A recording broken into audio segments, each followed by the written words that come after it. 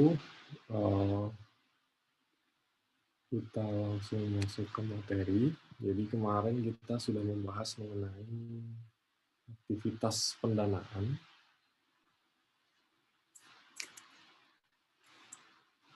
Ya, aktivitas pendanaan materi keempat. Kemarin kita sudah setengah jalan, sudah kita bahas klasifikasi, bagaimana menganalisis feature-feature yang ada yang harus kita lakukan ketika kita menganalisis juga. Kemudian batasan yang mungkin ada dalam sebuah pinjaman. Dan kemudian juga leasing, kemarin kita setengah sampai di leasing, sampai di off-balance sheet financing karena leasing. Nah, jadi kemarin kita sampai sini, kita lanjutkan. Jadi akuntansi dari leasing ini, ilustrasinya kembali mengulang untuk kesekian kalinya. Jadi sebagai contoh seperti ini, nanti kita lihat pengaruhnya di dalam laporan keuangan.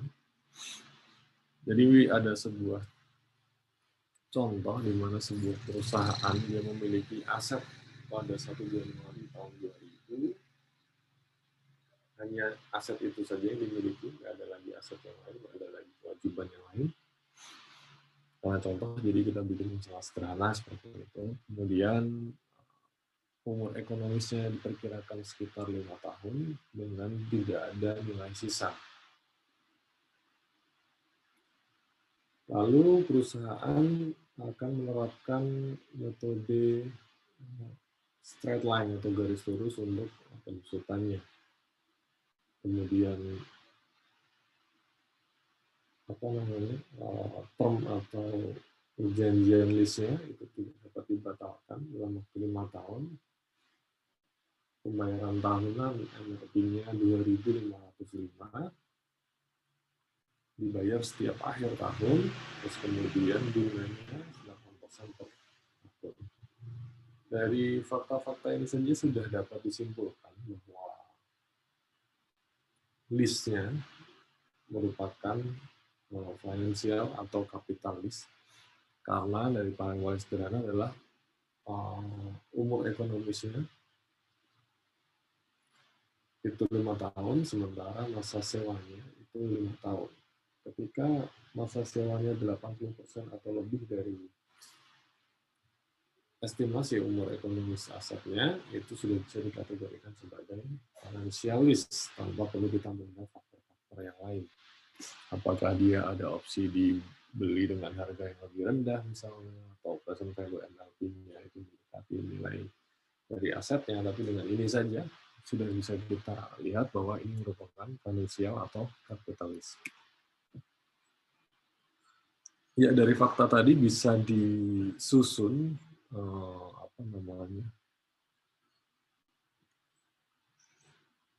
jadwal atau hitung-hitungan amortisasinya. Jadi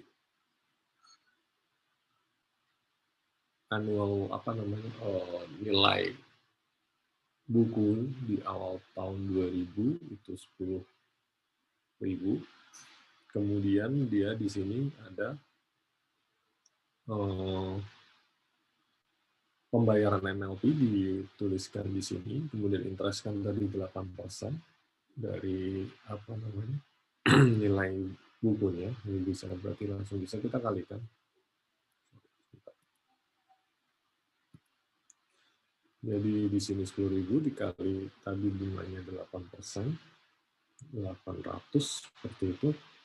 Nah, pembayaran MLP-nya segitu, berarti prinsipalnya dia selisihnya antara 10.000 dikurangi dengan 800 kurangi dengan prinsipalnya merupakan interest total dikurangi interest.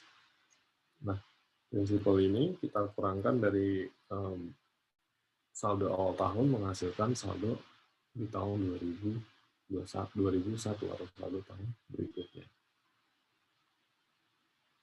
Seperti itu, saldo di awal tahun itu merupakan saldo akhir tahun di tahun 2000. Nah, ini kita hitung semua dengan cara yang sama, sehingga menghasilkan total pembayaran interest itu sebesar 2.525. Prinsipalnya 10.000 totalnya, sama dengan nilai buku atau nilai dari aset itu sendiri.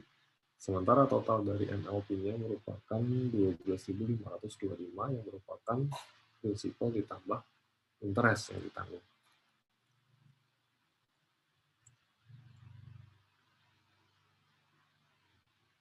Nah, kemudian itu baru jadwal amortisasinya itu bisa kita susun kemudian efek di dalam income statement. Nah, seandainya list tadi itu dikategorikan sebagai operating list instead of capital list, maka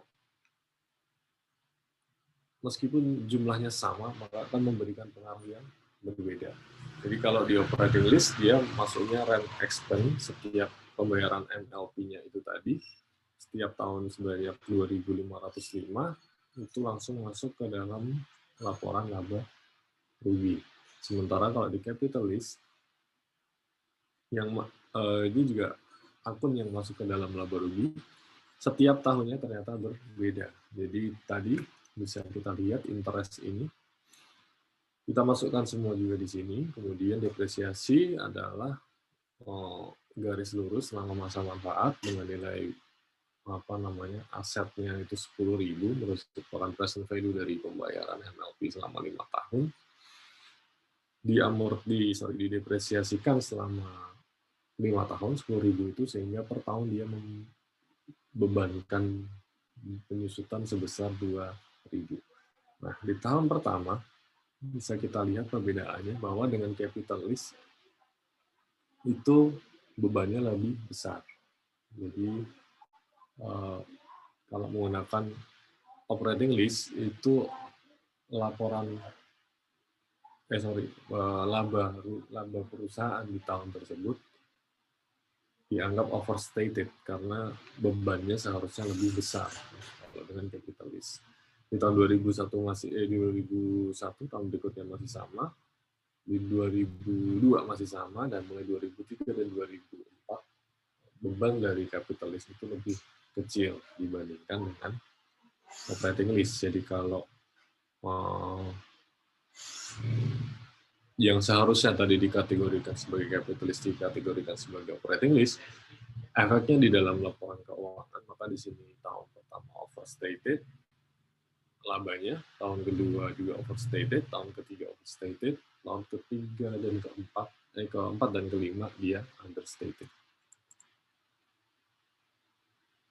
Nah, kemudian kalau efeknya kapitalis itu di dalam balance sheet, kalau kalau operating list otomatis tidak ada pengaruhnya di balance sheet, tidak ada akun apapun di balance sheet untuk operating list. Nah, kalau capital list, dia ada namanya list asset, ada namanya list liability. Di tahun pertama, ketika mengakui adanya list, diakui sama-sama 10.000. List liability-nya diakui 10.000 juga. Kemudian ada pembayaran cash gitu ya, yang akan mempengaruhi dia pada list liability. Karena liability totalnya juga 12.525.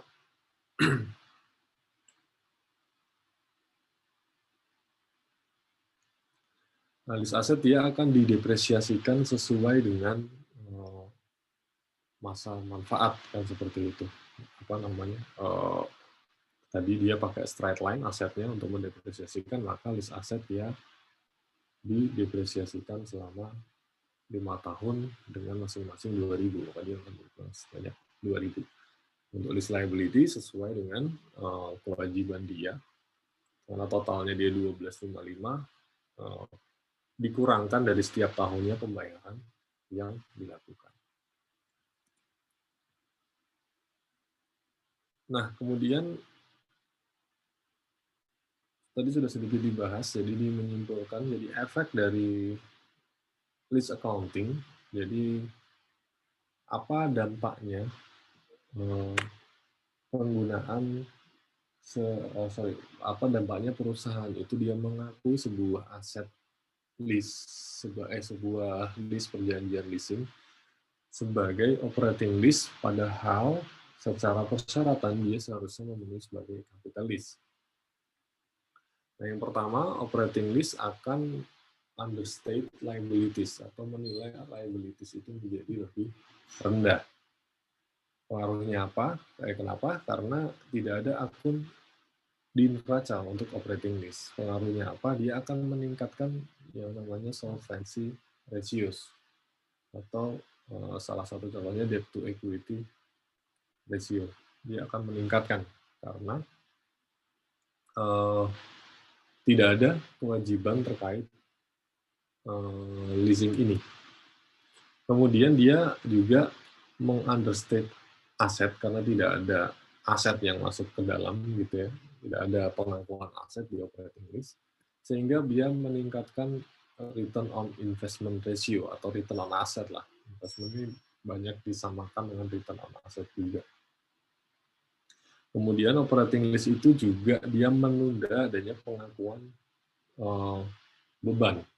Seperti yang tadi teman-teman lihat, dia rata gitu ya, sehingga di tahun-tahun awal dia bebannya lebih kecil daripada capital lease.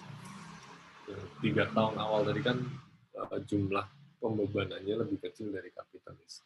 Efeknya apa? Dia overstate income di awal-awal, jadi labanya lebih besar di 3 tahun awal kalau berdasarkan data tadi, dan labanya lebih kecil dari yang seharusnya di 2 tahun sisanya. Nah, ini juga bisa dipakai oleh perusahaan jika dia pengen di awal-awal mungkin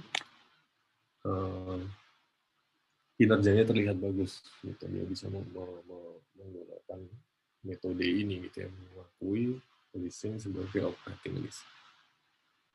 Kemudian selanjutnya operating lease itu juga mengunderstate current liabilities.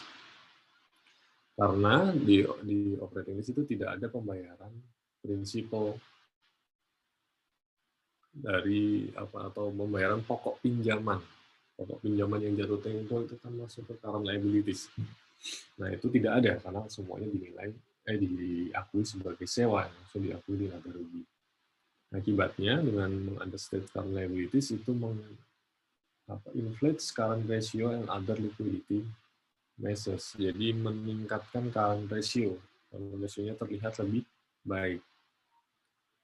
Terakhir, operating lease memasukkan bunga dengan lease rental itu diakui sebagai operating expense, sehingga dia mengunderstate operating income dan interest expense, menginflate interest coverage ratio. Karena apa? Ya seperti ini, jadi sama seperti delay recognition, dia operating income-nya di awal-awal terlihat lebih kecil, sehingga mengunderstate operating income. Nah, ini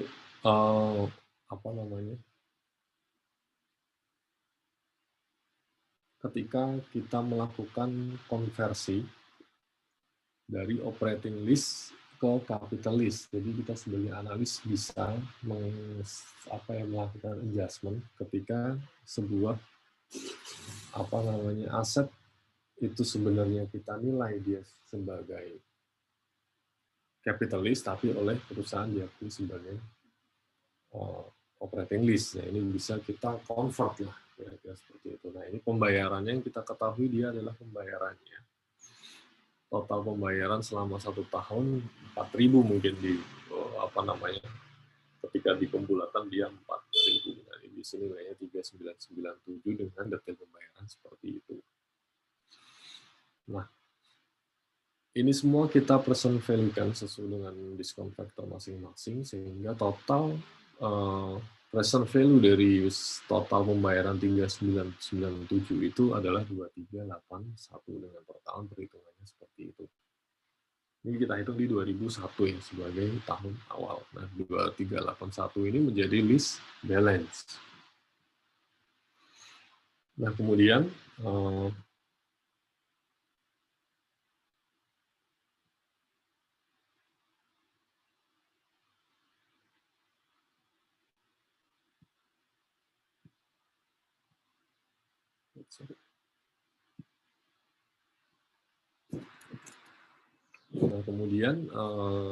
apa namanya, interest ini kita hitung dari payment dikalikan dengan interestnya. 388 dikalikan dengan 9%, ketemulah 214.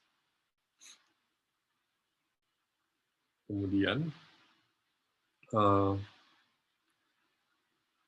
388 ini kita kurangkan dengan interest, ketemu list obligation seperti yang tadi kita hitung di awal. Nah, kemudian list balance-nya kita tinggal kurangkan saja. Sehingga hitung-hitungannya adalah seperti inilah, intinya seperti ini. Nah, efeknya dari kita menghitung ini, maka kita state ulang di laporan keuangannya setelah selesai kita melakukan perhitungan seperti ini. Nah, sebelumnya seperti ini laporan keuangannya, jadi sales-nya 15.000 sekian, operating expense sekian, sampai dengan net income sekian. Nah, ketika kita state ulang, kalau di kita mungkin namanya koreksi fiskal semacam itu, maka operating income-nya menjadi lebih kecil. Kenapa?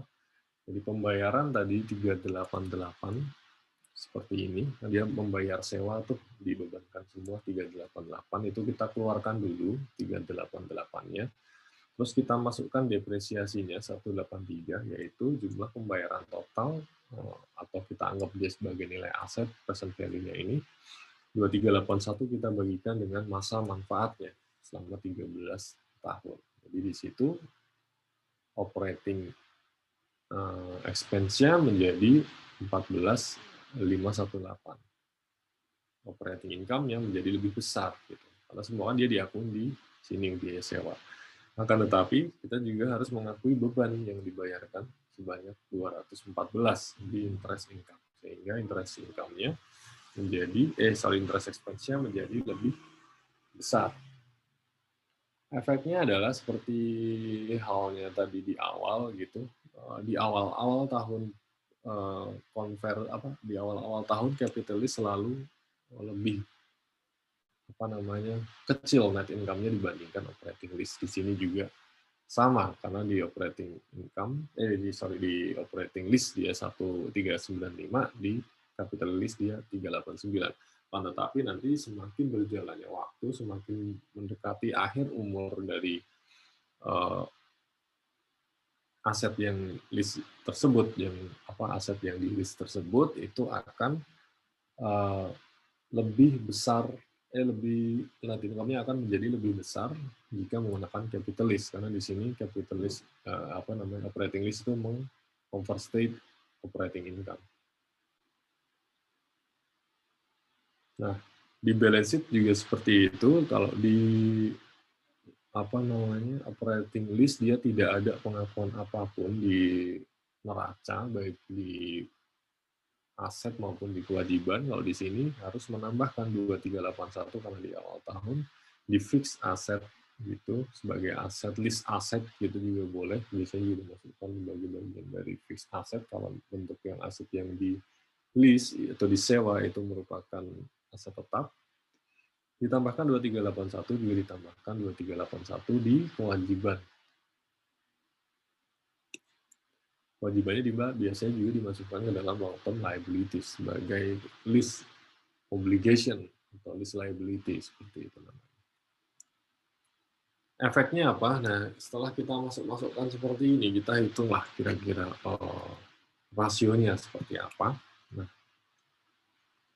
seperti tadi yang sudah dijelaskan, jadi current ratio dengan menggunakan operating list dia terlihat lebih bagus, 1,08. Sementara kalau pakai capital list dia 1,01. Jadi lebih bagus current ratio-nya di operating list. Begitu juga debt to equity ratio juga lebih bagus 1,66. Sebenarnya nggak lebih bagus, cuma terlihat bahwa balance antara debt dan equity-nya lebih terlihat baik di operating list dibandingkan dengan capital list, karena capital list dia menambahkan jumlah dari listnya itu ke dalam liability. Long term debt to equity juga lebih baik karena tidak ada list obligation di sana, di sini menjadi lebih besar, lebih tinggi. Return of common equity lebih baik di sini, lebih bagus di ini juga gitu, karena tidak ada penambahan aset di sana, dan juga tidak ada penambahan aset, tidak ada kewajiban, dan juga laba bersihnya menjadi lebih besar di sini, sehingga ketika laba bersih itu masuk ke laba ditahan, dia nilainya lebih tinggi. Jadi makanya slightly lebih baik. Nah, return on asset dia lebih bagus di sini. Sementara di sini dia lebih rendah. Kenapa? Karena di sini dia tidak mengakui aset, which is aset itu menjadi penyebut, gitu kan. Sementara di sini ada list aset yang dia menambah penyebut, sehingga dengan nominator atau dengan pembilang sebagai pembilang asetnya dan dengan penyebut yang sama, dengan nominator yang sama, sementara denominatornya di sini lebih kecil, di sini lebih besar, ya nilainya otomatis yang denominator yang lebih kecil akan menghasilkan rasio yang lebih besar. Nah, ini seakan-akan dia penggunaan asetnya sangat bagus, padahal aslinya dia tidak mengakui adanya list aset. Ya, itu untuk list, kira-kira seperti itu. Kalau ada yang mau ditanyakan, silahkan langsung ditanyakan saja. Tidak perlu menunggu sampai akhir.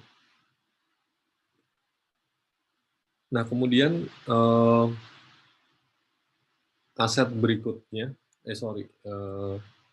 masalah pendanaan berikutnya yang menjadi pembahasan adalah adanya post-retirement benefit, atau benefit lah yang diterima oleh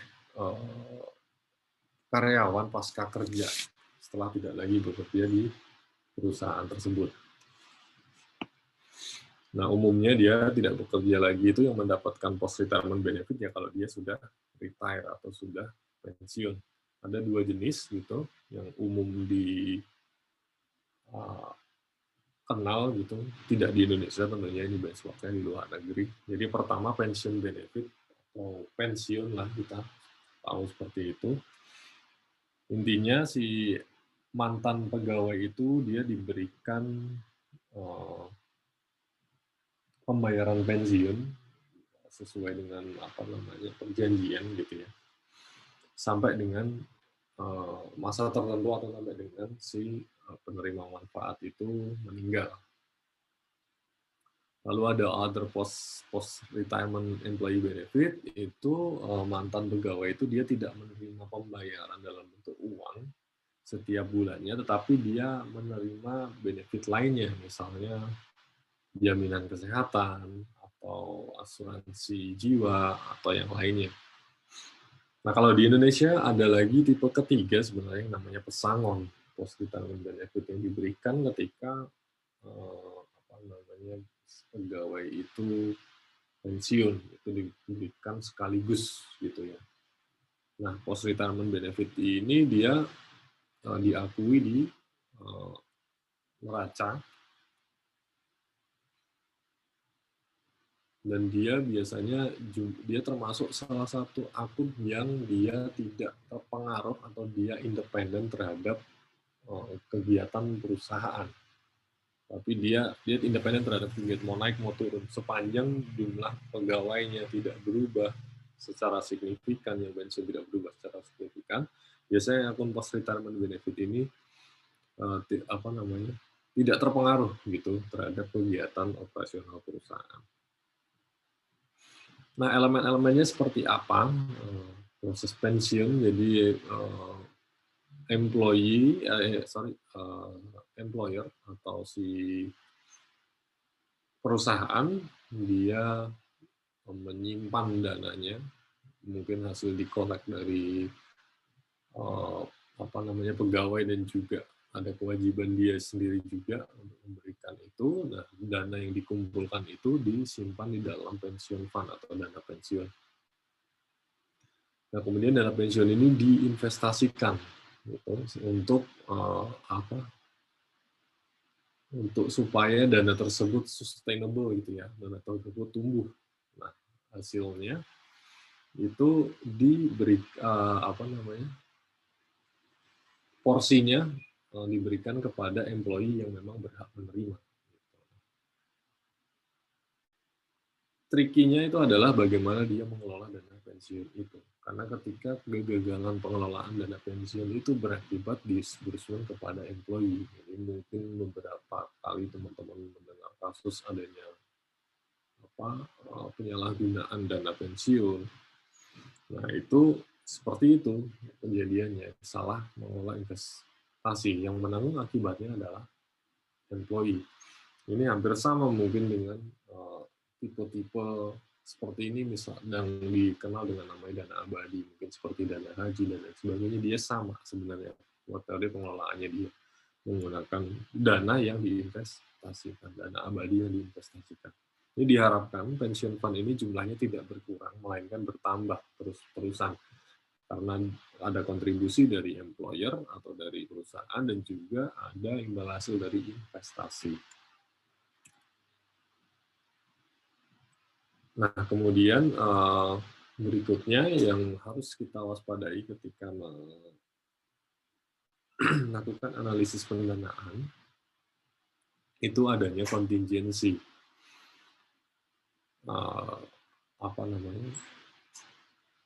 Kontingensi itu adalah sebuah kejadian yang adanya potensi dari keuntungan maupun kerugian gitu, yang kejadiannya itu tergantung dari satu atau lebih event di masa yang akan datang.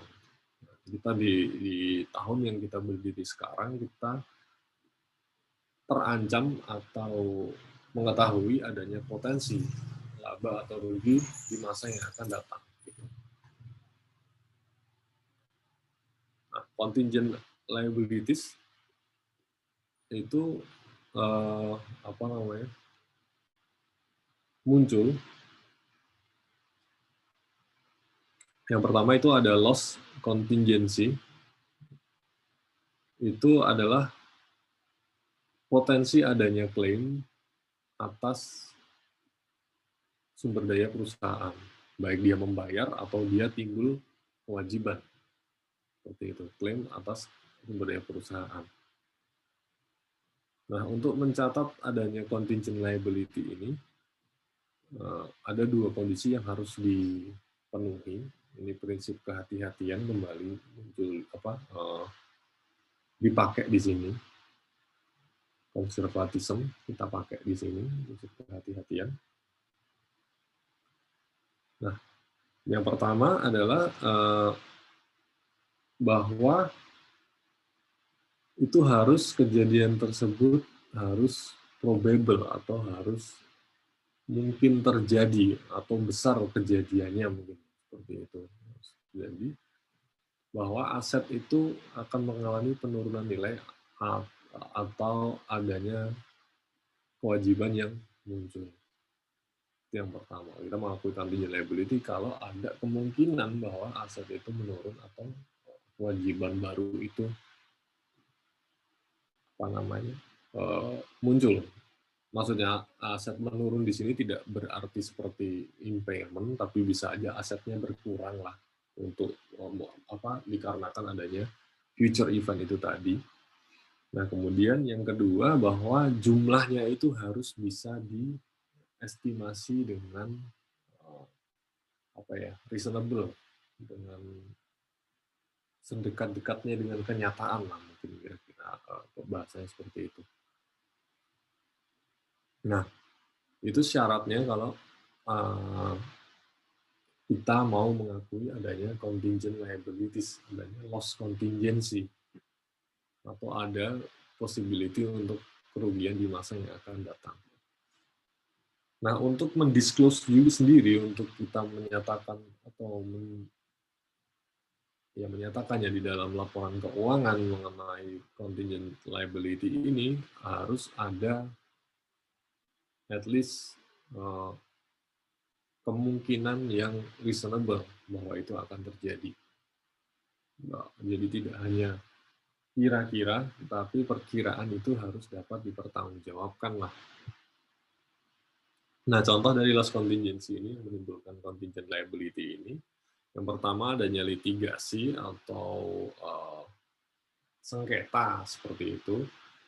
Kemudian ada ancaman perampasan atau pengambil alihan aset umumnya seperti itu. Kemudian adanya piutang yang tidak tertagih. Itu juga, kalau ini umum sekali dan ini biasanya dinyatakan ya, piutang yang tidak tertagih. Kemudian adanya klaim yang timbul akibat adanya garansi atas produk atau adanya produk yang mengalami defect atau kerusakan. Yang terakhir dia adanya kejadian yang mengakibatnya hilangnya properti, misalnya bencana alam, huru-hara, dan lain sebagainya. Nah, kontingensi ini juga mempengaruhi neraca, makanya kita juga harus menaruh perhatian di situ. Nah, informasinya di mana saja kita dapat melihat adanya kontingensi ini. Jelas yang pertama di catatan atas laporan keuangan, kemudian juga deferred tax disclosure juga ada biasanya, pengungkapan di dalam pajak tangguhan, karena berpengaruh gitu kan menimbulkan atau pajak tangguhan biasanya kontingensi, kejadian kontingensi. Nah, bagaimana cara apa yang harus kita perhatikan ketika kita menganalisis kontingensi ini? Yang pertama, kita analisis dulu estimasi dari manajemen, estimasi nilai dari manajemen. Dia menilai kontingensi ini seberapa.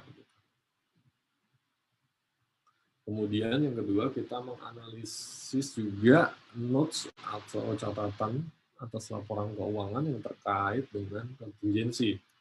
Di situ kita lihat deskripsi dari kontingensinya, resikonya apa, atau tingkat resikonya seperti apa, tingkat keterjadiannya seperti apa, kemudian jumlah resikonya dan bagaimana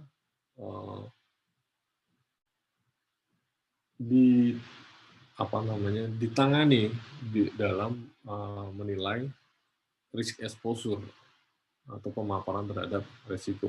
Kemudian charge atau ada nggak dia efeknya dalam laba perusahaan. Lalu yang ketiga, kita harus mengenali adanya bias jika tidak melaporkan atau underestimate dari contingent liabilities. Efeknya di mana di neraca? Efeknya di mana di laba rugi kalau ada. Kalau tidak dilaporkan, gitu. Seberapa biaskah laporan keuangan yang dilaporkan. Kemudian juga harus berhati-hati kembali adanya praktek big bet. Gitu. Jadi mungkin dia menyimpan kerugian nanti mungkin untuk dipakai di suatu waktu sehingga labanya itu bisa besarkan di awal gitu, padahal mungkin keterjadiannya itu cukup besar gitu, jadi dia tidak mengakui sekarang, disembunyikan lah kira-kira seperti itu. Nah, ketika kejadian gitu kan otomatis akan mempengaruhi laporan keuangan, mempengaruhi laba mungkin juga gitu, mempengaruhi neraca jelas seperti itu. Nah, ketika keterjadiannya besar dan tidak diakui, Mungkin di awal-awal walaupun sudah tahu bahwa itu akan terjadi, laporan keuangannya akan terlihat seperti baik-baik saja karena dia tidak mengakui adanya kontingensi. Nah, padahal keterjadiannya mungkin apa atau besar kemungkinan terjadi. Nah, itu salah satu praktek big bet tuh. Jadi kelihatannya di saat dia tidak melaporkan itu, laporan keuangannya baik-baik saja atau bahkan bagus kelihatannya. Nah, kemudian terakhir menganalisis adanya deferred tax itu terkait dengan undisclosed provision for future losses. Jadi karena apa namanya di masa yang akan datang gitu kemungkinan ada kerugian dan diakui apa kita catat sekarang, nah itu ada kewajiban yang pajak yang ditangguhkan. Nah itu kita juga harus lihat apakah perhitungan pajak tangguhannya itu sudah sesuai dengan ketentuan. Ya, loss reserve di sini dia tidak mempengaruhi risk exposure atau pemaparan risiko, tidak ada konsekuensi dari cash flow juga, dan tidak menyediakan asuransi. Jadi benar-benar cuma apa ya, ditunda sajalah pengakuan.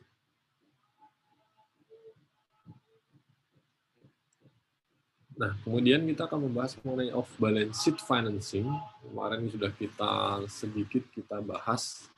Salah satunya adalah mengakui operating lease sebagai lease sebagai operating lease instead of capital lease.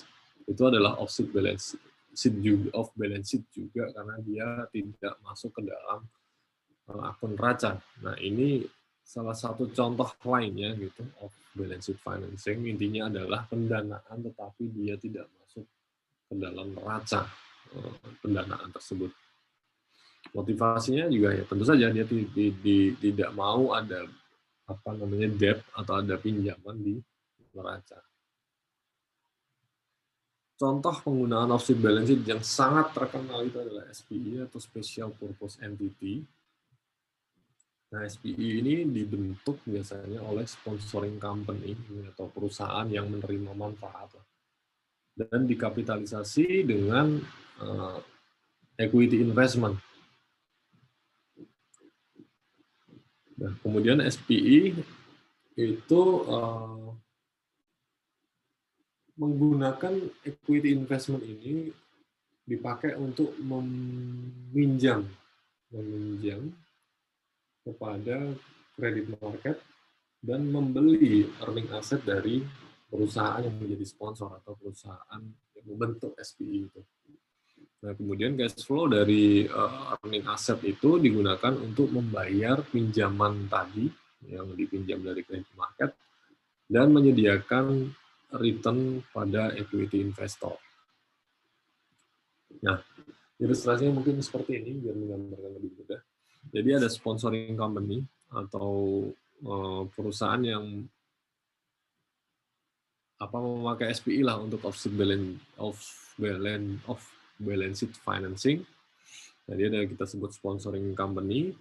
Dia membentuk adanya special purpose entity biasanya di negara dengan jurisdiksi yang berbeda lah. Jadi negara lain. Kemudian ada pasar bond atau pasar obligasi atau tempat kita bisa meminjam uang. Nah, sponsoring company ini dia menjual receivable-nya atau menjual piutangnya ini salah satu contohnya earning asset itu adalah receivable dijual lah ke special purpose entity. Nah, kemudian oleh special purpose entity itu receivable itu dijadikan agunan untuk meminjam sejumlah uang kepada bond market. Nah, di sini kemudian bond market memberikan uang tersebut kepada special purpose entity dan special purpose entity-nya meneruskan uang tersebut kepada sponsoring company. Dan di sini dia mendapatkan fresh money yang bisa dia gunakan untuk apapun itu, perusahaan sponsoring company, tapi tidak ada hutang tercatat atas nama dia. Hutangnya tercatat atas nama special purpose entity. Kejadiannya hanya seperti dia menjual receivable, kemudian menerima cash. Seperti itu. Lineasinya adalah aktivitas pendanaan di sini. Adanya pinjaman yang diagunkan, agunannya berupa receivable. Nah, dengan seperti ini maka dia rasio debt to equity-nya bagus gitu ya. Tidak ada pembayaran bunga pinjaman di situ dan lain sebagainya. Jadi laporan keuangannya terlihat bagus-bagus saja. Nah, kemudian kita akan membahas mengenai shareholder equity. Karena pendanaan selain tadi itu, selain apa namanya, menggunakan pinjaman, terus ada list juga di situ, offset balance sheet dan lain sebagainya. Ada juga pendanaan yang menggunakan ekuitas atau saham. Nah, ekuitas itu mengacu kepada shareholder atau pemegang saham atau biasanya dikenal dengan owner financing, pinjaman dari pendanaan dari pemegang saham. Karakteristiknya apa saja? Yang pertama, dia menunjukkan klaim dari pemegang saham atas net asset. Jadi pemegang saham itu berhak atas net asset perusahaan. Kemudian equity holder atau pemegang saham biasanya subordinate to creditor. Apa ya? Di bawah kreditor gitu haknya, hak tagihnya. Kalau kreditor kan mau rugi mau untung dia harus dibayarkan bunganya dan sebagainya. Equity holder ini di bawahnya. Kalau untung baru dia mungkin dapat bagian. Variasi dari equity pemegang saham itu bermacam-macam, ada bermacam-macam variasi. Ya mungkin teman-teman tahu ada umumnya ada dua gitu ya, preferred stock ada common stock gitu, ada pemegang saham preferred juga ada pemegang saham biasa. Nah, itu ada seniority di situ. Biasanya preferred stock itu dia lebih memiliki banyak keuntungan dibandingkan common stock, pemegang saham biasa. Nah, kemudian equity holders ini exposed to maximum risk and return. Dia apa ya?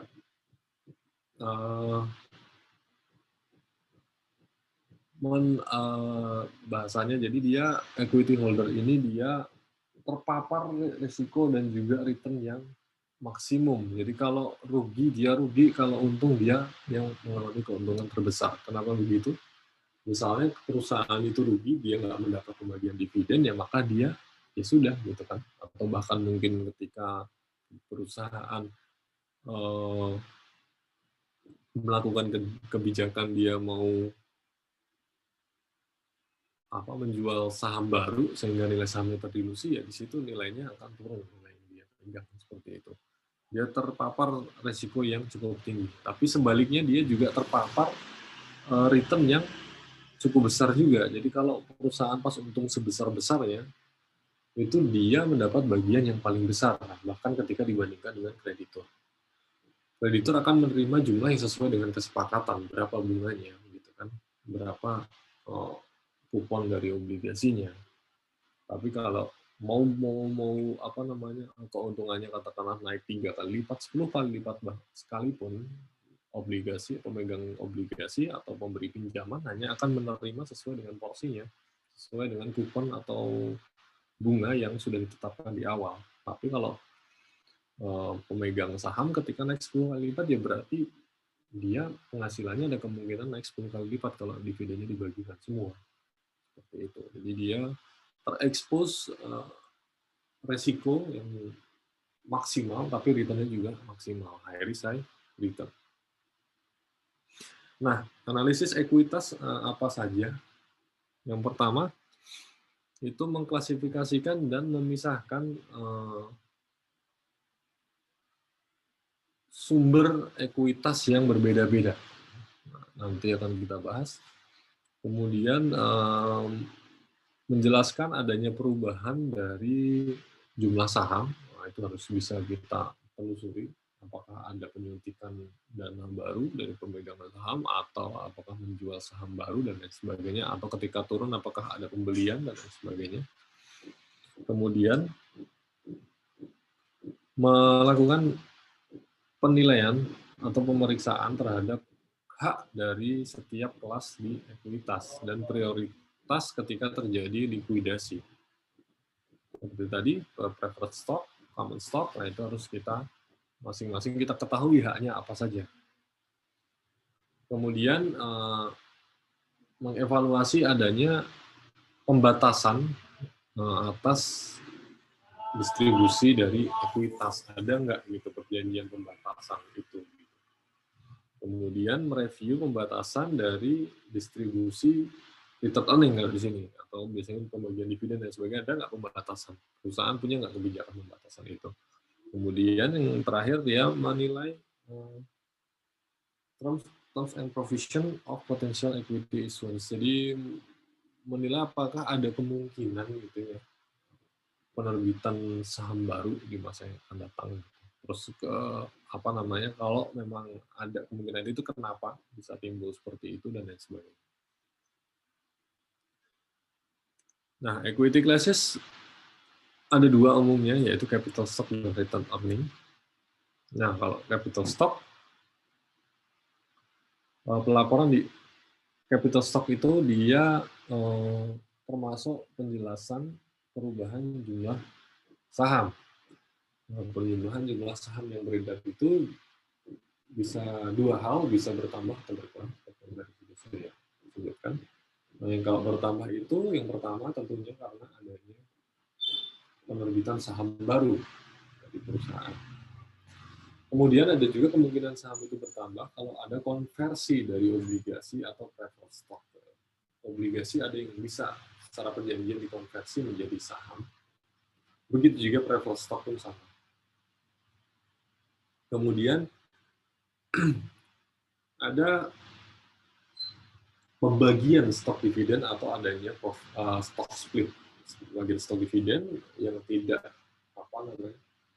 yang tidak berasal dari cadangan penerbitan saham baru gitu. Kan perusahaan itu punya cadangan, bisa treasury stock. Nah, kalau stok dividen tidak berasal dari situ, berarti ada penerbitan saham baru, jumlahnya akan bertambah. Kemudian adanya stock split juga, mungkin satu jadi dua gitu ya, jadi satu saham jadi dua sehingga jumlah sahamnya juga bertambah. Kemudian yang berikutnya dia ada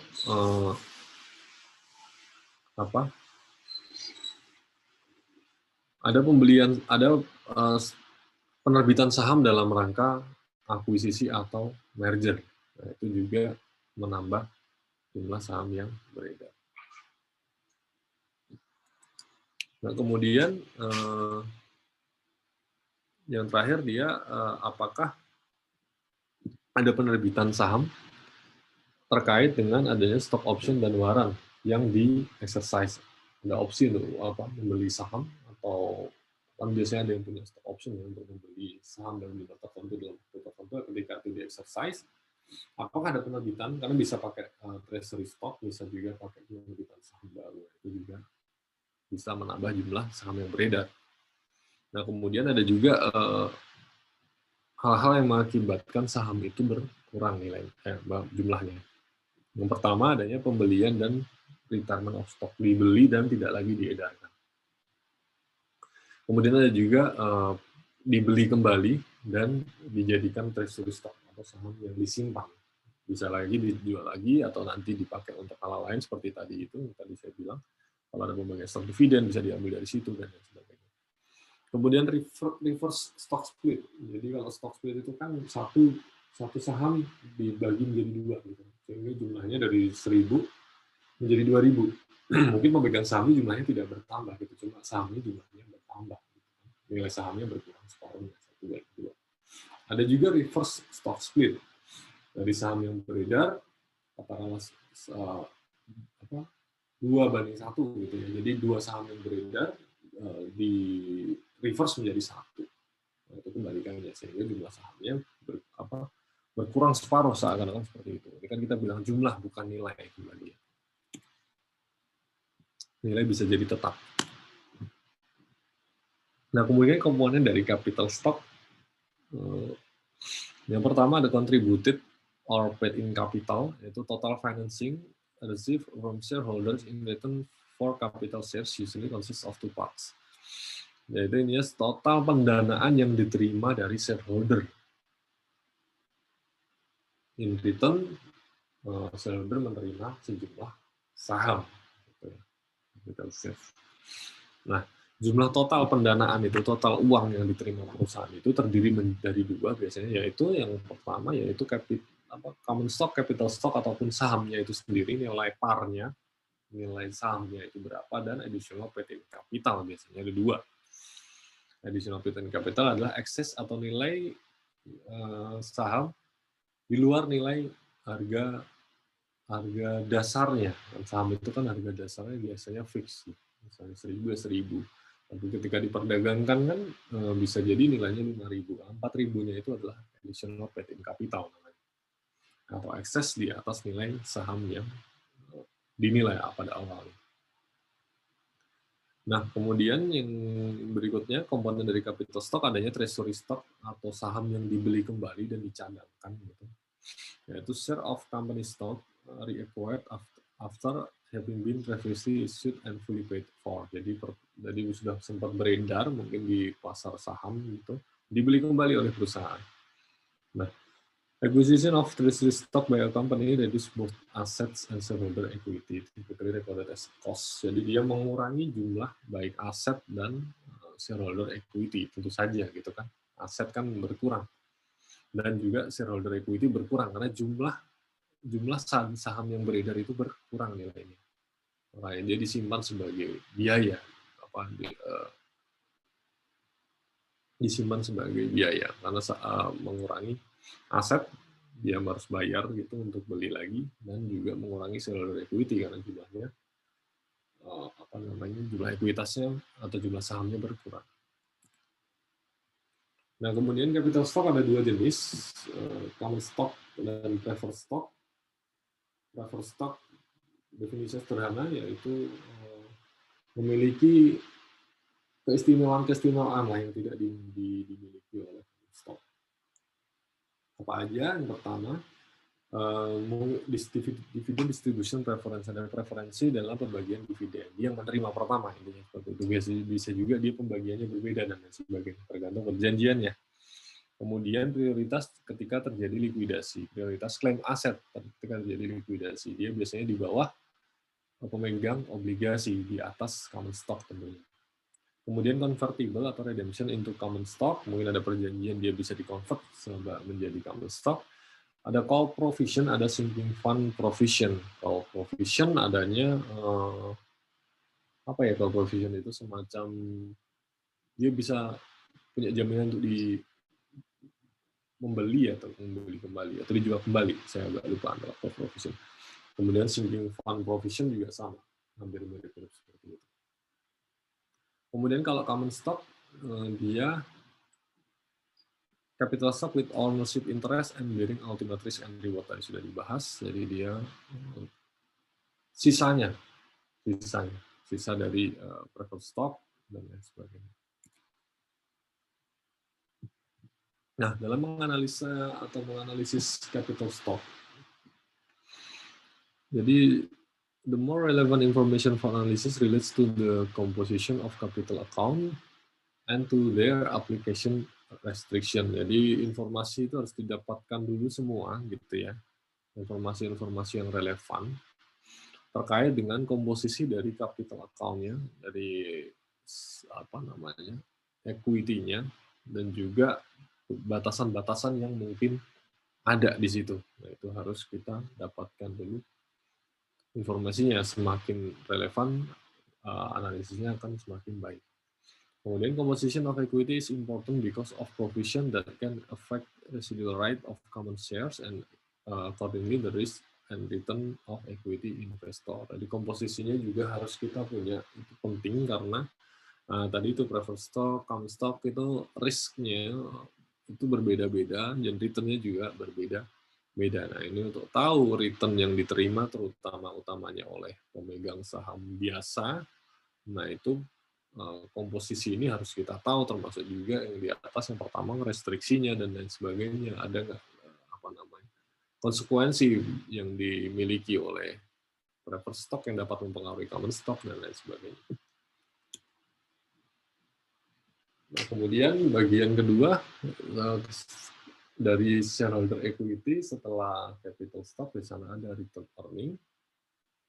Intinya return earning ini merefleksikan merefleksikan sebuah akumulasi dari earning atau dari laba yang belum atau tidak didistribusikan, atau rugi, gitu ya. Laba atau rugi yang belum atau tidak didistribusikan sejak perusahaan itu berdiri.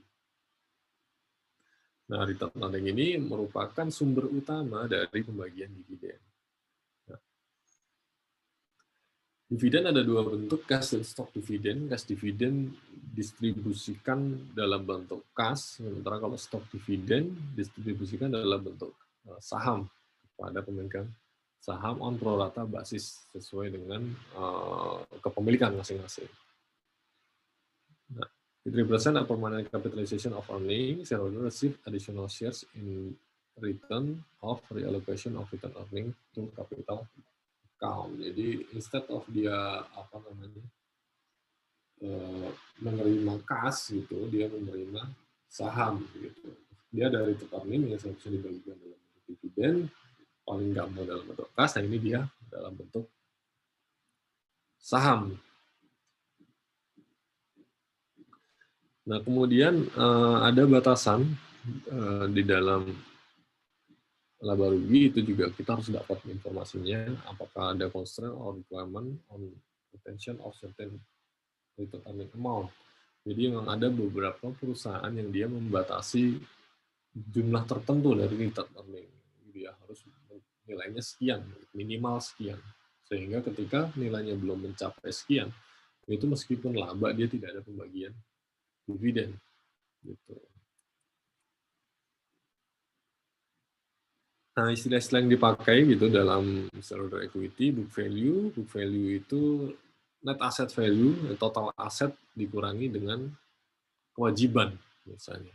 Itu adalah book value. Kemudian book value per share, total aset dikurangi kewajiban tadi itu dibagi dengan saham.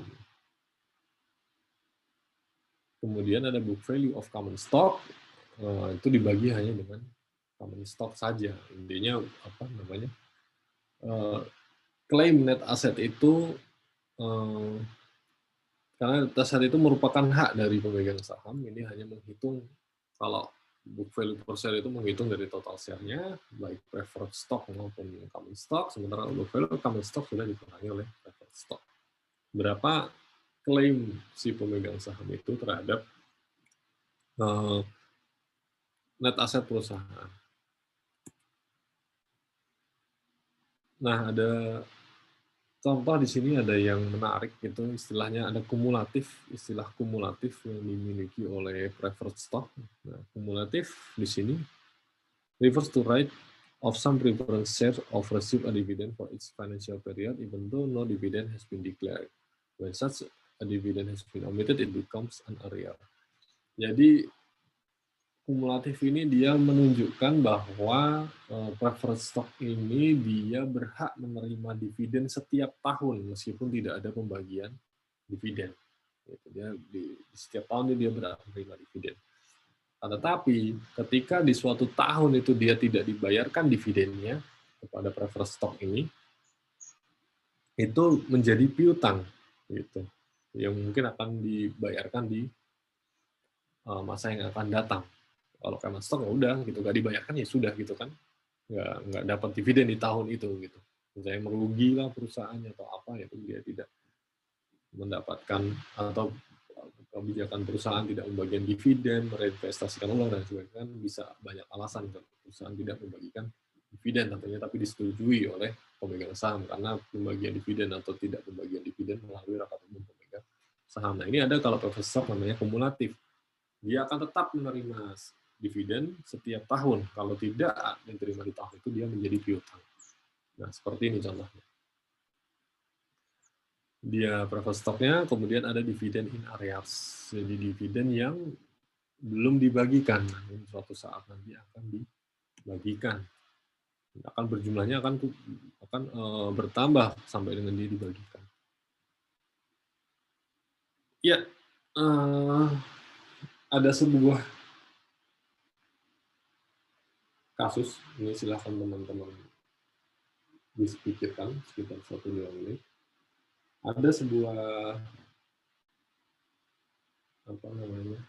pilihan gitu ya, ada 2 buah pilihan lebih tepatnya. Pendanaan itu menggunakan hutang atau menggunakan setoran modal. Ada seorang investor, dia memilih untuk berhutang atau untuk setoran modal. Nah, bagaimana analisis aspek perpajakannya seandainya dia menginvestasikan uangnya dalam bentuk hutang? Bagaimana analisis aspek perpajakannya kalau dia berinvestasi dalam bentuk setoran modal? Oke, silakan teman-teman diskusikan atau mungkin pikirkan dalam 1-2 menit. Nanti ada 1 atau 2 orang yang berpendapat.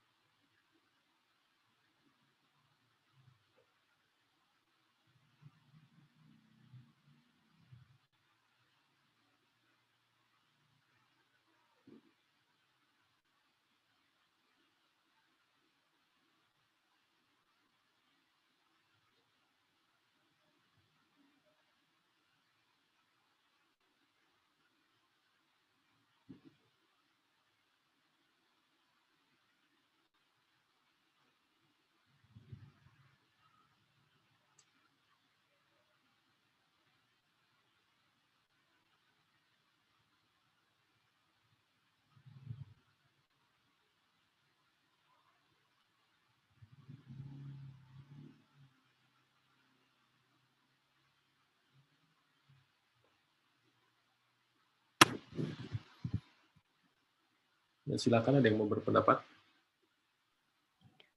Izin mencoba menjawab, Pak. Siap. Gimana tuh? Dari sisi perpajakannya, kalau pendanaan dari bunga pinjaman atau utang kan boleh jadi beban. Jadi kalau suatu perusahaan cenderung pakai pendanaan dari utang, maka itu bisa membebankan bunga pinjamannya sehingga pajaknya menjadi lebih rendah. Dan sebaliknya ketika perusahaan menggunakan pendanaan dari setoran modal, kan secara otomatis pemegang sahamnya banyak sehingga kewajiban membayarkan dividen juga banyak. Sedangkan dividen tidak bisa dijadikan sebagai biaya sehingga pajak perusahaan menjadi besar. Seperti itu, Mas. Oke, ada yang lagi yang mau berpendapat?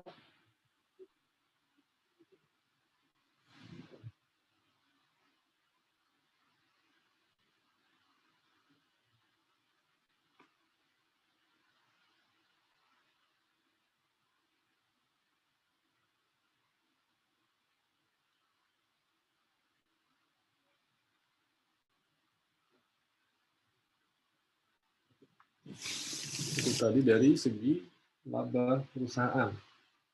Ada kewajiban perpajakan lain nggak kira-kira yang harus ditanggung seandainya sebuah seorang investor atau sebuah perusahaan itu menerima pendanaan dalam bentuk utang atau dalam bentuk setoran modal. Selain dari kewajiban corporate tax-nya.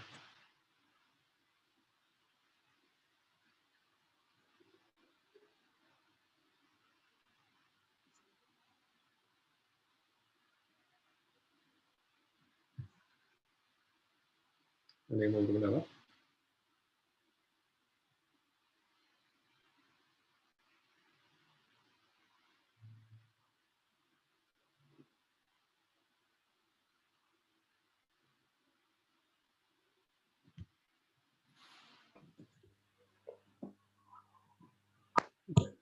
Gimana?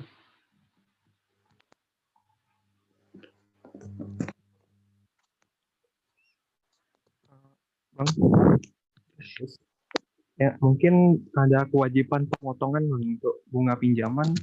Itu karena membayar bunga pinjaman berarti harus memotong PPh 23, sementara untuk dividen bisa PPh 26 atau di 4 ayat 2 atau 23.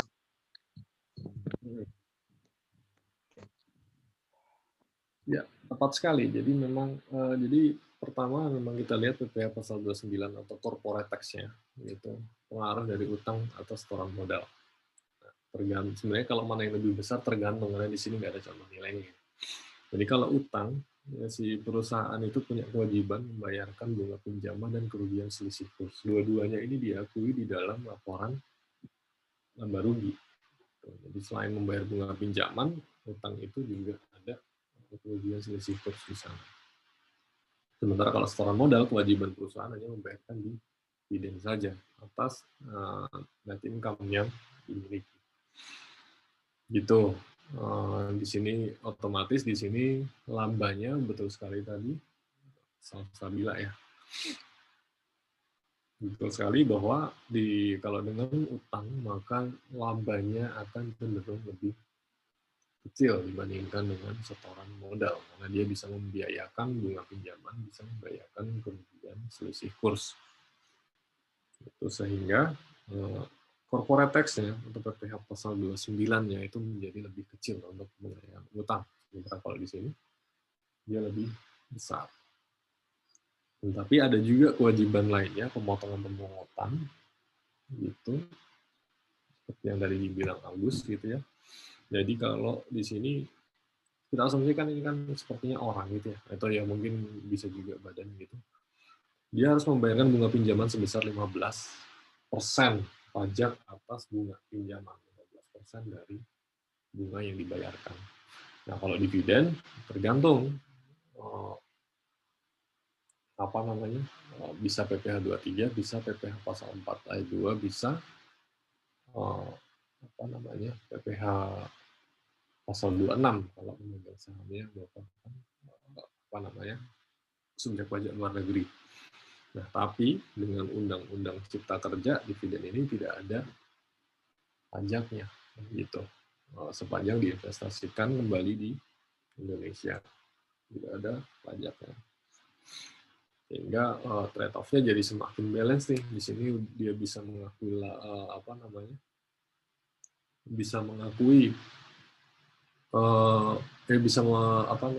mengakui laba lebih rendah, gitu.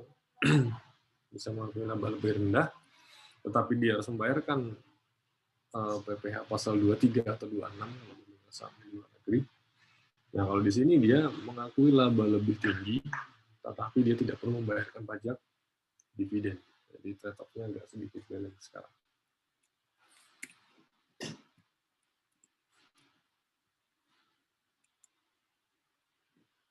Ya, mungkin kemarin sempat saya singgung ya, atau beberapa saat yang lalu gitu, bahwa fiskus atau petugas pajak itu, kalau ini bahkan secara undang-undang itu dijamin atau dibolehkan untuk menentukan kembali besarnya penghasilan dan pengurang serta menentukan utang sebagai modal. Menentukan utang sebagai modal untuk menghitung besarnya penghasilan kena pajak bagi wajib pajak yang mempunyai hubungan istimewa atau yang dengan wajib pajak lain sesuai dengan prinsip kewajaran dan kelaziman usaha yang tidak dipengaruhi oleh hubungan istimewa.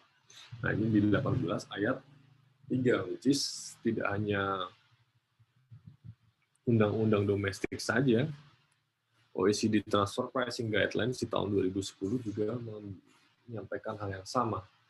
OECD TP Guidelines, seperti yang teman-teman tahu, merupakan acuan ketika kita mau menyusun tax treaty dengan negara lain. Biasanya dipakai OECD atau UN TP Guidelines.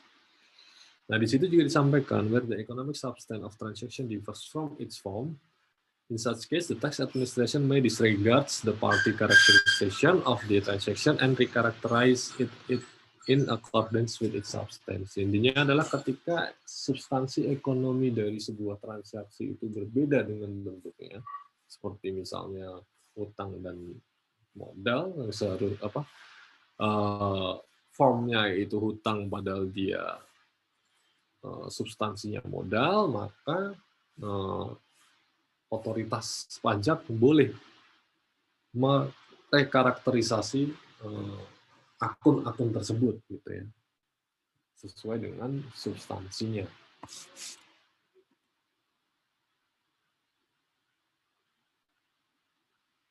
Nah, apa aja karakteristik utang dan modal?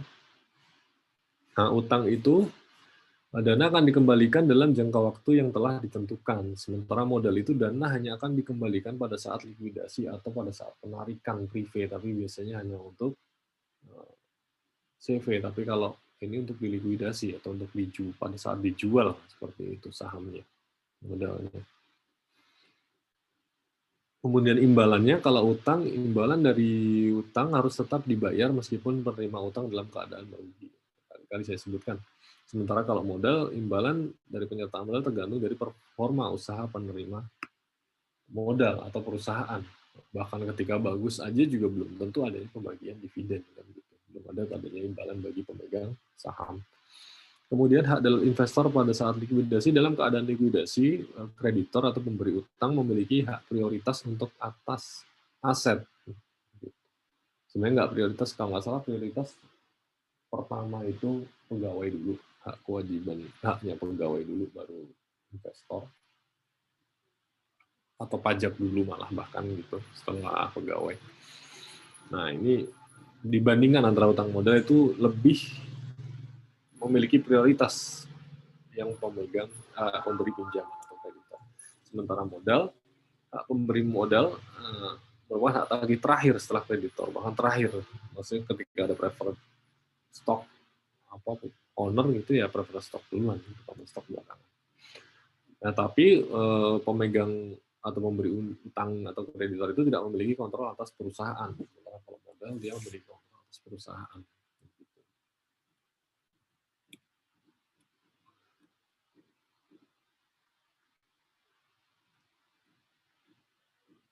Nah, ada panduan dalam menguji substansi pendanaan.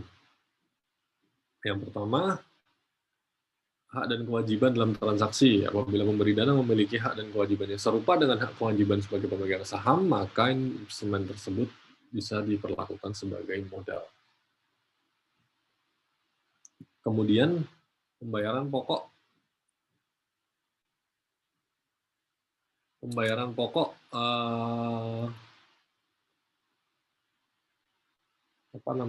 investasi apabila pokok investasi dikembalikan dalam waktu singkat atau berdasarkan permintaan pemberi dana dapat menjadi indikasi bahwa investasi tersebut bukan merupakan modal. Kemudian tujuan dari pemberi dana, suatu instrumen dapat diklasifikasikan sebagai modal jika dana yang berasal dari instrumen tersebut digunakan untuk pembelian aset tetap yang memiliki masa manfaat yang panjang dan berhubungan dengan bisnis inti dari perusahaan penerima dana. Karena umumnya modal itu kan dipakai untuk membeli aset tetap gitu. Ketika dia ada sebuah pinjaman tapi buat membeli aset yang masa manfaatnya mungkin panjang sekali gitu ya. Nah, itu bisa diklasifikasikan sebagai modal, tapi tentunya harus diklarifikasikan dulu. Kemudian ada perjanjian tertulis, apabila tidak terdapat perjanjian tertulis investasi, instrumen investasi tersebut dapat diindikasikan sebagai modal. Karena harus ada perjanjian bunga kalau terutama debt ya, itu harus ada perjanjian pinjaman, berapa tenornya, berapa pembayaran pokoknya setiap tahunnya, terus dan lain sebagainya, bunganya, kuponnya berapa, itu harus ada perjanjiannya semua. Kemudian kemampuan memperoleh dana dari pihak independen. Nah, ini merupakan kita menguji substansi dari sebuah pendanaan. Apakah benar sesuai substansinya seperti itu, apakah dia sebenarnya adalah modal yang di formnya itu bukan berupa modal.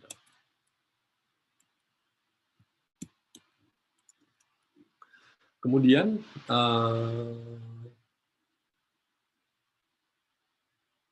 analisis utang atau modal apabila berdasarkan analisis substansi tadi disimpulkan bahwa akun utang itu secara substansi seharusnya modal, maka utang tersebut secara pajak dianggap sebagai modal.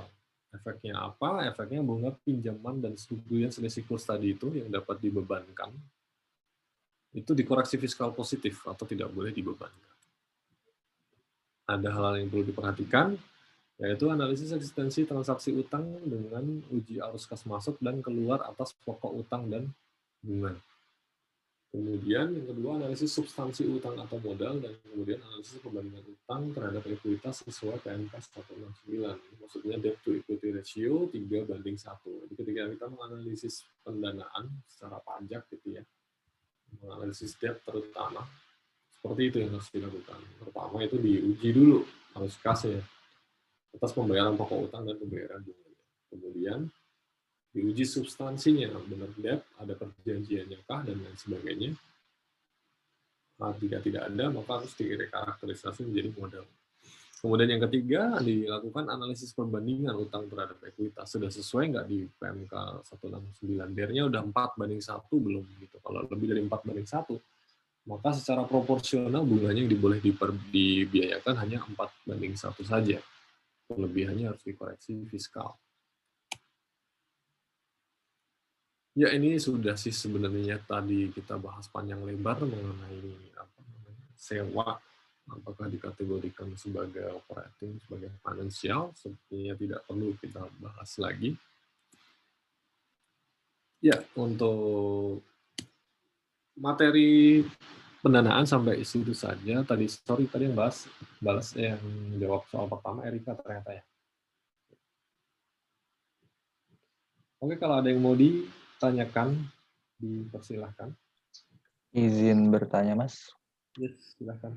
Ya, tadi kan kalau klasifikasi operating sama financing list, itu kan diatur PSAK ya, Mas. Nah, kalau perusahaan yang listing, apakah praktik off balance sheet? Tapi kasusnya bukan yang operating leasing itu, yang kasus SPE. Itu apakah legal digunakan dan apakah ada dampak yang timbul apabila praktik special purpose entity ini terbongkar nantinya? Iya, tergantung sebenarnya jawabannya kembali ya, sangat tergantung sekali. Pertama SPI atau SPV gitu ya, Special Purpose Vehicle atau Special Purpose Vehicle, jadi sama aja lah itu intinya. Paper company lah seperti itu. Legal atau enggak, selama dijalankan di dalam koridor peraturan, itu legal, dibolehkan secara aturan. Makanya tadi saya bilang bahwa biasanya penggunaan SPI atau SPV itu dia lintas negara. Dan biasanya dia mengikuti dengan jurisdiksi negara tersebut. Gitu. Jadi memang dia berusaha memanfaatkan loophole yang ada, loophole dari perbedaan perbedaan tarif, ada pengecualian exemption dari pajak tertentu, withholding tertentu kan, ada kayak di Eropa itu kan banyak yang withholdingnya di exempt-nya di antara mereka gitu kan. Ya selama penggunaan itu sesuai dengan koridor ya legal itu merupakan sebuah tax planning, bukan tax evasion. Terus apa tadi pertanyaan kedua? Misal ketahuan gitu Pak. Berarti tadi secara akuntansi tuh boleh-boleh aja gitu ya Pak. Nah, tapi kalau misalkan ketahuan nanti ternyata ada special purpose entity-nya di negara lain gitu, nanti mungkin ngaruh ke harga saham mungkin ya Pak. Itu kita masuk ke ranah ini, terutama kalau secara akuntansi boleh-boleh saja sebenarnya penggunaan SPI itu sepanjang di disclose ya. Karena kan kepentingannya kalau akuntansi kan sebagai kepada stakeholder kan. Ya sepanjang di disclose boleh-boleh saja, sepanjang di disclose dan legal itu boleh-boleh saja secara akuntansi, tidak dilarang gitu. Nah, kalau secara perpajakan harus dilihat dulu dia sama saja sih, harus dilihat dulu dia sesuai dengan koridor atau enggak. Dan juga ada beberapa perlakuan gitu ya, ada beberapa ketentuan gitu ketika secara substansi kembali, secara substansi itu sebenarnya tidak perlu ada perusahaan tersebut, itu transaksinya bisa dianggap tidak melalui SPI. Jadi perpajakan bisa seperti itu gitu. Jadi dianggap langsung gitu kan. Transaksinya langsung antara ujung sini yang ada katakanlah di Indonesia dengan ujung sana, tidak ada SPI. Nah, itu kan otomatis keuntungan yang diperoleh ketika dia menjadikan SPI itu menjadi tidak dapat diperoleh kan gitu. Kira-kira seperti itu. Nadir ya. Oke, baik. Terima kasih Pak. Sama-sama. Izin bertanya Kak. Ya. Mending utang yang tinggi atau modal yang tinggi ya dalam komposisi pendanaan perusahaan jika melihat prinsip going concern? Terima kasih. Dari prinsip going concern, dua-duanya sama saja. Karena kalau going concern kan kalau perusahaan itu memang tidak terekspos resiko yang besar, dia memiliki hutang yang besar pun tidak ada masalah gitu. Dia tidak berdiri di dalam di usaha yang memang terekspos risiko yang besar, misalnya resiko pesaing, resiko dan lain sebagainya. Semua resiko itu kalau dia tidak memiliki maksudnya di masa yang akan datang tidak mengalami penurunan penurunan bisnis yang tajam lah, itu sah-sah aja gitu kan. Pemegang saham pun juga sama gitu kan, sebenarnya memegang risiko yang sama ketika tidak going concern-nya tidak baik gitu. Terekspos risiko juga ketika dia besar di modal juga cuma gitu kan, karena modal itu kan untuk untuk menggunakannya harus melalui rapat umum pemegang saham tuh, menggunakan modal, mau menambah modal dan lain sebagainya. Pendanaan modal itu kan harus melalui rapat umum pemegang saham. Sementara kalau debt itu kan cukup ditentukan oleh manajerial aja, tidak perlu sampai RUPS kadang-kadang. Seperti itu. Jadi lebih cepat pakai modal untuk menggait dana. Tapi sebenarnya kalau dua-duanya sama saja kalau dari segi going concern perusahaan.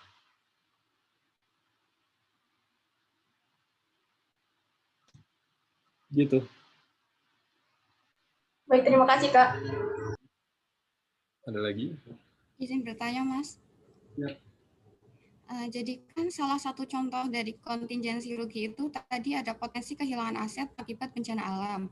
Lalu bagaimana potensi kehilangan aset akibat bencana ini dapat menjadi kontingensi liability?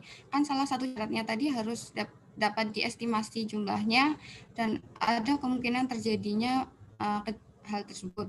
Lalu bagaimana cara mengungkapkan kerugian akibat bencana alam atau force majeure tersebut?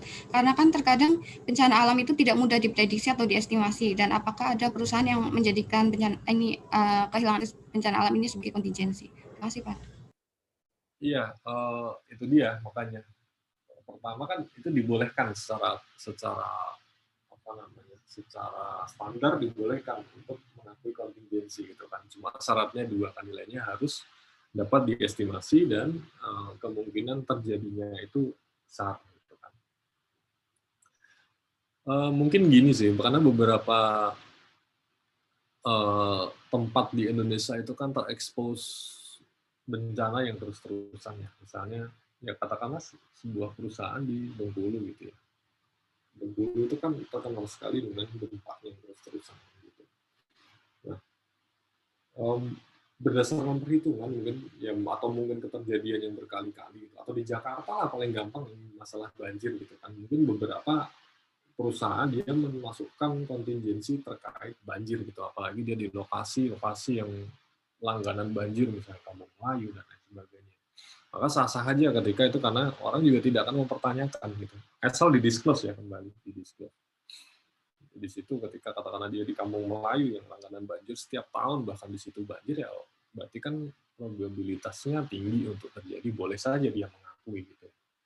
Tapi jika tempatnya nggak pernah banjir gitu kan dan lain sebagainya dia mengakui kontingensi adanya bencana alam ya nggak bisa.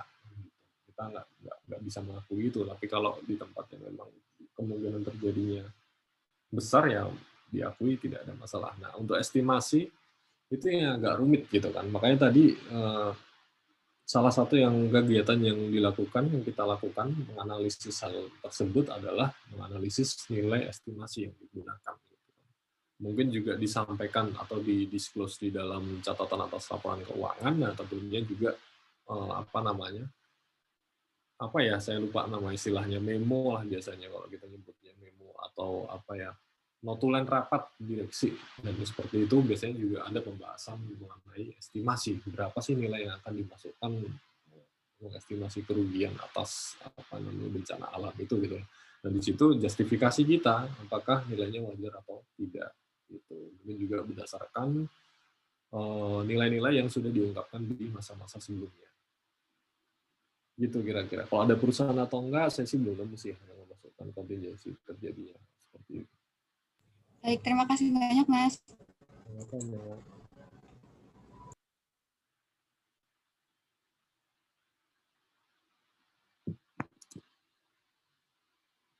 Ada lagi yang mau ditanya?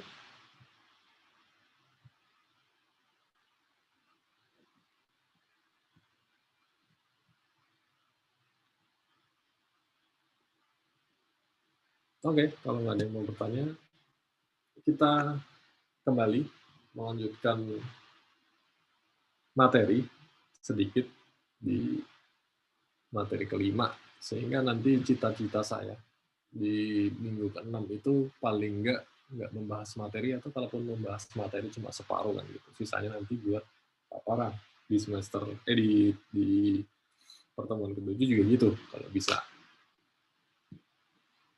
Biar teman-teman tidak terganggu, biar bisa concern masalah paparan. Oke. Sebentar.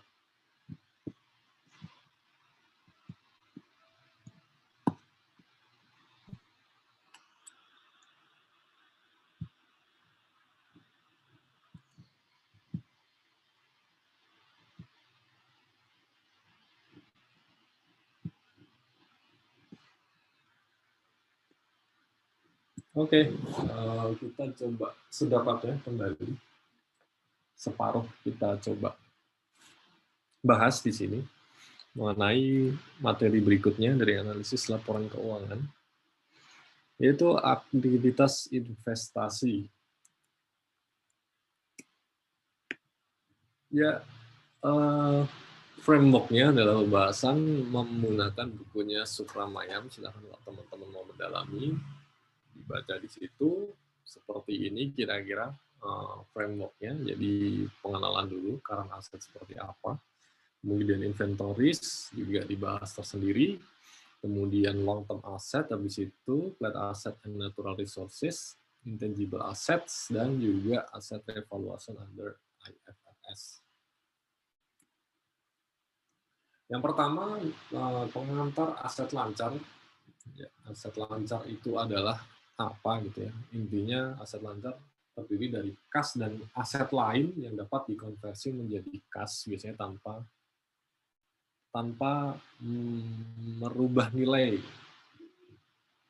dengan besar gitu ya. Jadi disparitas perbedaannya ketika dikonversi menjadi kas itu sama gitu atau beda sedikit. Biasanya dalam siklus operasi perusahaan, atau 1 tahun, atau 1 periode akuntansi. Nah, kalau siklus perusahaan kan kas, terus untuk membeli barang atau jasa untuk menjadi inventory.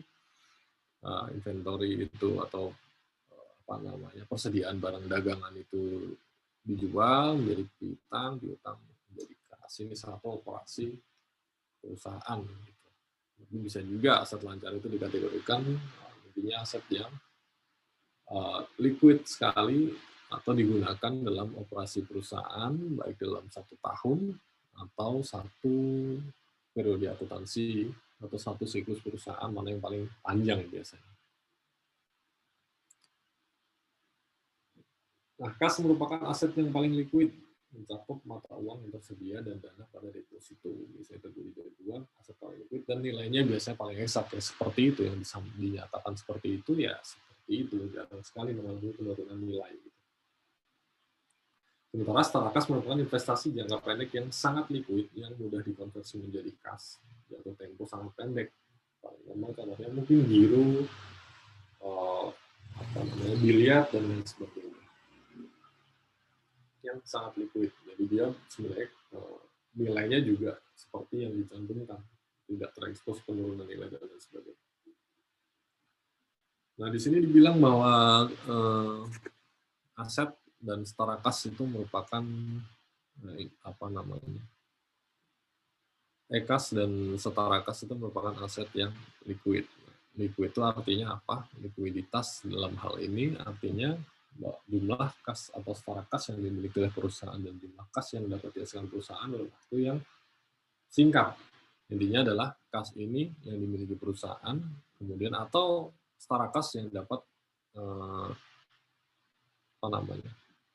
dikonversi menjadi kas dalam waktu yang singkat. Itu namanya. Makanya itu dimaksud dengan liquid. Nah, selain memeriksa jumlah aset liquid, analis perlu mempertimbangkan sejauh mana setara kas diinvestasikan pada efek ekuitas dan risikonya. Nah, maksudnya kan, setara kas ini kan bisa diinvestasikan menjadi saham misalnya, atau mungkin yang sekarang lagi booming, cryptocurrency, kayak gitu. Nah, sejauh mana itu diinvestasikan dan risikonya, karena kan ada penurunan nilai di situ. Sementara setara kas yang diakui dalam setara kas itu adalah yang nilainya relatif tidak berubah, tidak berbeda ketika dikonversi. Makanya namanya biasanya di situ giro, gitu-gitu. Nah, kas dan setara kas kadang perlu disimpan sebagai kompensasi saldo untuk mendukung pengaturan pinjaman. Maksudnya apa? Oh, maksudnya gini, mohon maaf atas translate-nya, mungkin teman-teman baca di bukunya akan lebih jelas. Jadi, ada kebijakan perusahaan, nah intinya seperti itu, bahwa ketika dia melakukan pinjaman jangka panjang biasanya, seperti yang waktu dulu kemarin kita bahas gitu, ketika pemberi pinjaman itu suka ngasih syarat yang aneh-aneh gitu kan. Jangan bagi dividen, jangan gini. Nah, ini salah satunya contohnya. Walaupun saya sih belum pernah melihat juga gitu secara real gitu, bahwa di sini ketika ada perjanjian pinjaman itu mensyaratkan kas dan setara kas dalam jumlah tertentu gitu. Disimpan, yang perlu disimpan, nggak boleh dipakai gitu lah. Jadi misalnya perusahaan itu sebenarnya punya kas atau setara kas yang nganggur gitu ya, kas nganggur katakanlah 100. Di situ mewajibkan karena ada pinjaman dia mewajibkan yang 50 itu harus disimpan. Maka setidaknya dia ada 50 di situ, nggak boleh kurang gitu, katakanlah untuk beli gitu kan, terus kurang duitnya nggak boleh pakai kas, pinjam lagi. Kalau sampai kasnya mencapai 50, nggak boleh di bawah 50. Itu mungkin perjanjian dengan pemberi pinjaman. Nah, ini maksudnya yang nomor 2. Tapi saya sih belum pernah menemukan kejadian seperti ini di dunia nyata. Pemberi pinjaman ngaturnya sampai segitunya gitu ya, posesif banget kan. Nah, kemudian piutang yang kedua, kategori di aktiva lancar gitu ya, setara kas kemudian piutang. Nah, piutang merupakan jumlah yang akan diterima perusahaan akibat penjualan produk atau jasa dan juga atau dari meminjamkan uang kepada perusahaan lain. Jelas ya? Kemudian analisis piutang penting untuk dilakukan karena memberikan dampak pada posisi aset dan arus laba perusahaan yang saling, dan keduanya ini, posisi aset dan laba ini saling berkaitan. Kenapa? Karena piutang itu muncul di laba rugi, muncul di neraca. Di laba ruginya tidak muncul sebagai piutang, tapi muncul sebagai penjualan. Gitu kan? Penjualan secara kredit, itu akunnya adalah account receivable kan gitu. Pada sales. Nah, makanya piutang ini berpengaruh kepada penjualan juga gitu. Juga tentunya dia mempengaruhi aset perusahaan karena dia berada di posisi aset. Kemudian dalam prakteknya perusahaan melaporkan piutang sebesar net realizable value, nilai realisasi neto, yaitu piutang dikurangi dengan penyisihan piutang. Nah, alat analisis untuk menilai risiko penagihan piutang. Yang pertama itu membandingkan piutang, intinya membandingkan di sini lah. Jadi nilai piutang biasanya rasio di sini dalam bentuk rasio apakah aset kemarin rasio yang terkait dengan piutang, perputaran piutang misalnya, atau penagihan piutang, gitu. Receivable turnover ya, atau yang day of receivable dan lain sebagainya. Nah, itu dibandingkan dengan perusahaan kompetitor, gitu, wajar atau tidak nilainya. Kemudian yang kedua, kita harus memperhatikan ada enggak, bukan pemusatan pelanggan, maksudnya kita harus memperhatikan adanya utang yang terpusat kepada orang pelanggan-pelanggan tertentu, gitu kan. Jadi katakanlah ada 1.000 pelanggan gitu, tapi utangnya 80% hanya dia berutang kepada 2 orang saja atau 2 pelanggan saja. Nah, itu harus kita perhatikan karena risiko tinggi jika piutang tersebut terpusat hanya pada 1 atau beberapa pelanggan. Kalau gagal bayar ya otomatis akan berimbas kepada perusahaan. Karena banyak kejadian yang saya temukan, juga ada beberapa kasus yang sedang saya tangani. Sekarang perusahaan itu justru hancurnya itu karena piutangnya nggak dibayar. Gitu. Karena akun piutang ini juga tidak hanya berpengaruh kepada akun-akun yang terkait dengan piutang, ini juga secara tidak langsung mempengaruhi akun utang dia. Gitu. Dia berani utang ketika dia punya piutang. Perusahaan itu seperti itu. Kenyataannya ya. Dan ketika di piutang dia nggak tertagih, dia nggak bisa bayar utang, akhirnya di PKPU kan gitu kan, atau diadukan ke pengadilan niaga gitu kan. Itu berbahaya sekali. Makanya ini penting sekali ya, terkait dengan adanya piutang yang terpusat pada 1 atau 2 pelanggan saja. Kemudian yang ketiga, menghitung dan memeriksa tren rata-rata penagihan piutang dibandingkan dengan industri. Apakah lebih cepat, apakah lebih lambat, ya gitu kita untuk menilai kinerja piutang dia seperti apa. Kemudian keempat, menentukan bagian piutang yang merupakan perpanjangan piutang atau wesel tagih sebelumnya. Nah, ini apa namanya? Beberapa piutang kan tidak selalu bisa tertagih pada waktunya, nah itu mungkin ada bagian piutang yang merupakan perpanjangan, dan juga ada juga piutang yang berupa wesel tagih. Lalu terkait piutang ini ada maaf lagi masalah translate-nya, authenticity of receivable, itu aslinya keaslian piutang. Jadi ini juga saya jarang nemuin di Indonesia kembali karena ini menurut bukunya Suprama ya.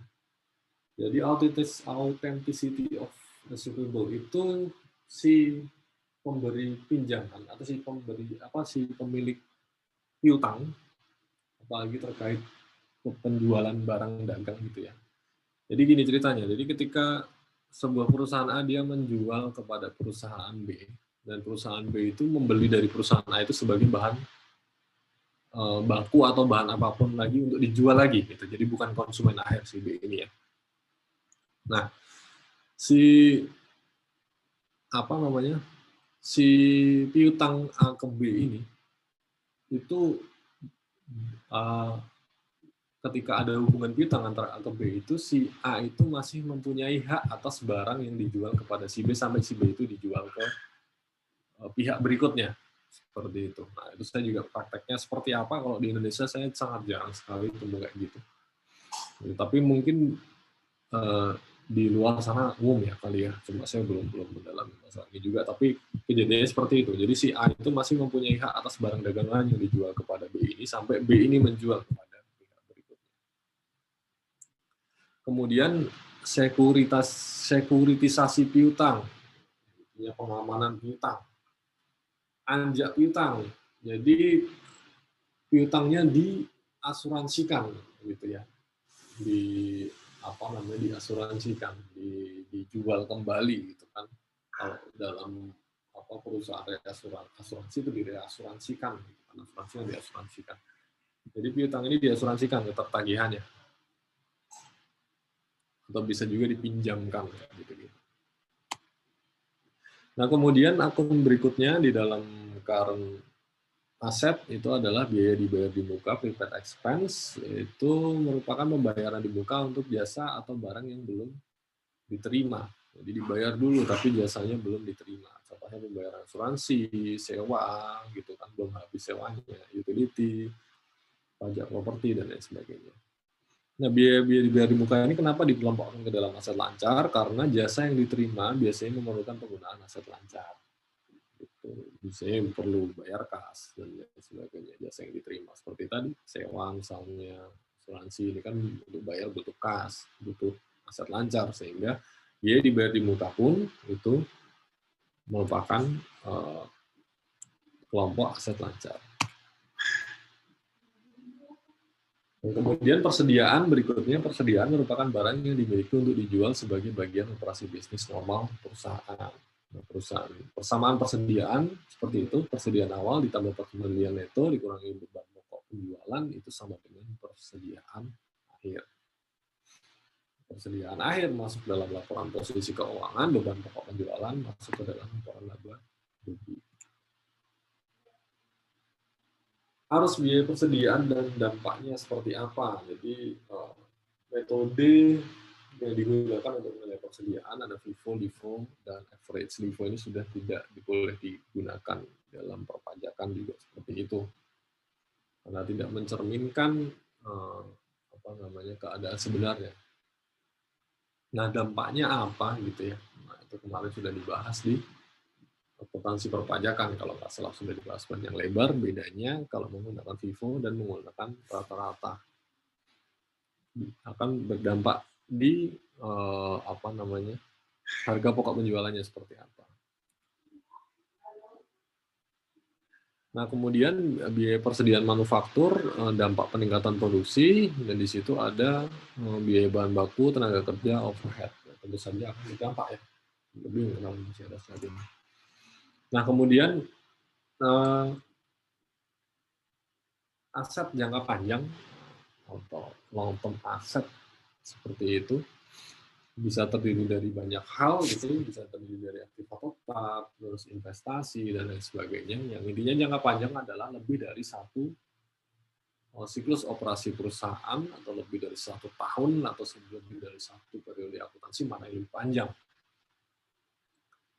Nah, di situ ada beberapa yang dilakukan di dalam aset jangka panjang. Pertama, mengkapitalisasi, 2, mengalokasi, kemudian ketiga, penurunan nilai atau kapitalisasi adalah tidak membebankan sekaligus. Tidak membebankan sekaligus ketika terjadi pembelian atau akuisisi dari aset jangka panjang. Jadi penundaan pengakuan. Kemudian alokasi, dialokasikan sesuai dengan masa manfaat dari aset jangka panjang tersebut, yang biasa dilakukan dengan cara depresiasi atau amortisasi. Kemudian di akhir periode biasanya dilakukan impairment atau ada tidak penurunan nilai seperti itu. Nah, kapitalisasi dengan pembebanan, dampak pada laporan keuangan dan rasio seperti apa? Pertama, dampak kapitalisasi terhadap laba. Kalau tidak ada kapitalisasi, maka laba yang disampaikan itu akan sangat understate karena semua dibebankan pada satu waktu tertentu gitu kan, sehingga labanya turun jauh. Sementara kalau ada kapitalisasi, maka biayanya akan dibebankan sesuai proporsinya, gitu, sesuai dengan metode penyusutan kapitalisasinya. Nah, itu sehingga labanya lebih mencerminkan kenyataan matching cost against revenue. Jadi kalau nggak ada kapitalisasi, yang pertama labanya akan sangat understate. Kemudian dampak kapitalisasi terhadap return. Ya sama saja ketika labanya kecil, returnnya kecil kan gitu. Jadi understate juga di situ. Dampak kapitalisasi terhadap rasio solvabilitas atau debt to equity rasio. Pertama ya karena imbal hasil, karena net income-nya yang masuk ke return, iya betul, ke return earning-nya kecil, otomatis equity-nya lebih kecil. Ketika debt-nya jumlahnya sama, maka DER-nya menjadi overstated, kelihatan lebih bagus gitu ya kalau nggak ada kapitalisasi. Dan juga kalau nggak ada kapitalisasi, ya benar sih seperti itu saja. Jadi karena net income-nya seharusnya masuk ke akun equity itu lebih besar, dan dia karena tidak dikapitalisasi lebih kecil, maka ketika tidak ada kapitalisasi, solvabilitasnya terlihat lebih bagus. Kemudian dampak kapitalisasi terhadap arus kas operasi, maka ketika tidak ada kapitalisasi, semua diakui gitu ya, dalam operasi normal perusahaan, maka kan biaya yang keluar itu diakuinya di arus operasi, sehingga ada capital outflow untuk membeli aset jangka panjang tersebut di aktivitas operasi, sehingga aktivitas operasi capital outflow-nya jadi sangat besar. Sementara di aktivitas investasi tidak ada hal yang terjadi kalau nggak ada kapitalisasi. Nah, kalau ada kapitalisasi kan yang yang pembeliannya itu kan adanya di aktivitas investasi, sementara yang di atas hanya alokasinya saja, hanya seperti depresiasi atau amortisasi yang ditambahkan kembali ke dalam arus kas operasi. Ya, seperti itu. Kemudian aset jangka panjang itu antara lain isinya ada aset tetap dan sumber daya alam di sini. Isunya adalah menilai properti pabrik dan peralatan PPE, plant, property and equipment. Itu umumnya dia dinilai dengan historical cost. Diakui dengan historical cost, biaya-biaya yang timbul, baik untuk membeli barangnya sampai dengan barangnya itu atau mesin dan lain sebagainya, PPE itu siap untuk digunakan. Itu semua dinilai secara historical cost. Nanti penilaian kemudiannya pakai penyusutan maupun pakai impairment itu setelahnya, tapi umumnya berdasarkan historical cost dulu. Nah, kalau sumber daya alam, dia dinilai juga dengan historical cost juga untuk ininya, tetapi dia juga menghitung biaya eksplorasi, kayak gitu ya, biaya pengembangan, kayak gitu, biaya penambangan dan lain sebagainya itu dinilai juga selain dikapitalisasi juga intinya sebagai bagian dari penilaian sumber daya alam. Jadi tidak dibebankan pada saat terjadinya.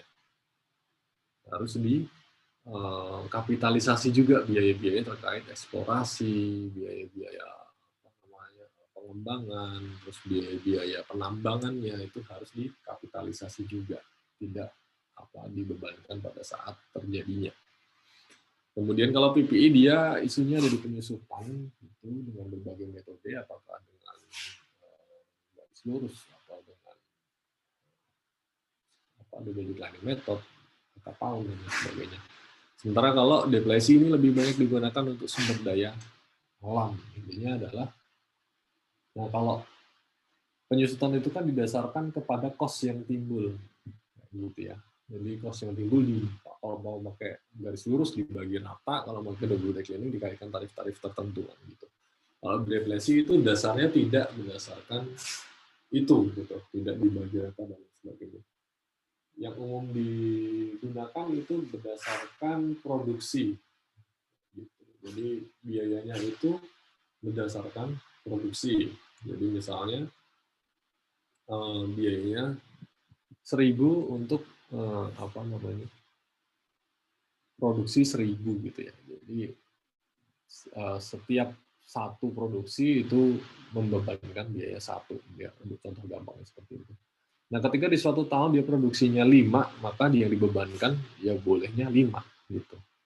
Dari harga sumber daya alamnya ini ya, dibebankan maksimal 5. Terus kemudian di tahun depan lebih gencar lagi dia bisa 20, maka bebannya juga 20. Kira-kira seperti itu. Beda dengan penyusutan yang tarifnya itu jelas gitu. Baik menggunakan double declining maupun dengan garis lurus.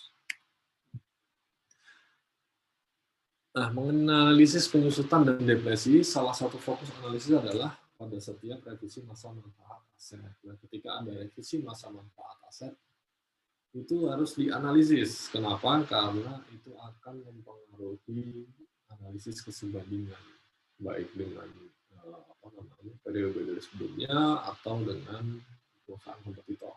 Jadi setiap ada revisi masa manfaat itu harus dijadikan perhatian. Kemudian 3 kemungkinan dalam analisis yang timbul dari perbedaan metode alokasi untuk pelaporan keuangan dan pajak. Yaitu yang pertama metode garis lurus untuk pelaporan keuangan dan juga metode garis lurus untuk pajak. Maka ya seperti itu, tidak ada perbedaan. Kemudian metode garis lurus untuk pelaporan keuangan dan metode dipercepat untuk pajak. Sebenarnya mau menggunakan metode apapun itu hanya akan ini merupakan beda tetap lah. Beda waktu. Jadi pada akhirnya kan nilainya juga sama saja.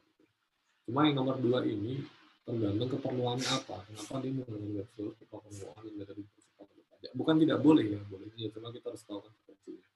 Ketika dia menggunakan garis lurus untuk pelaporan keuangan komersial dan juga metode dipercepat untuk perpajakan, metode dipercepat itu kan dia beban penyusutannya di awalnya itu lebih besar dan akan mengecil seiring dengan metode dipercepat, salah satunya double declining method ya, atau saldo menurun. Jadi dia saldonya beban penyusutannya akan besar di awal, kemudian mengecil di akhir kan gitu. Sehingga ketika dia beban di awalnya besar dibandingkan dengan garis lurus ya, komersial garis lurus dia pakai saldo menurun pajaknya, maka bebannya lebih besar sehingga labanya dia lebih kecil kan gitu. Bebannya untuk pajak lebih besar sehingga labanya untuk pajak lebih kecil dibandingkan laba komersial. Maka akan menjadikan muncul akun pajak tangguhan di situ. Nah, paling konsekuensinya itu saja ketika terjadi perbedaan penggunaan metode antara pajak dan dipercepat. Metode dipercepat untuk pelaporan keuangan dan pajak ya paling ini salah satu bentuk dari strategi perusahaan lah. Jadi bebannya dibesarkan di awal, gitu. Sehingga di awal-awal dari pada saat akuisisi aset tetap itu perusahaan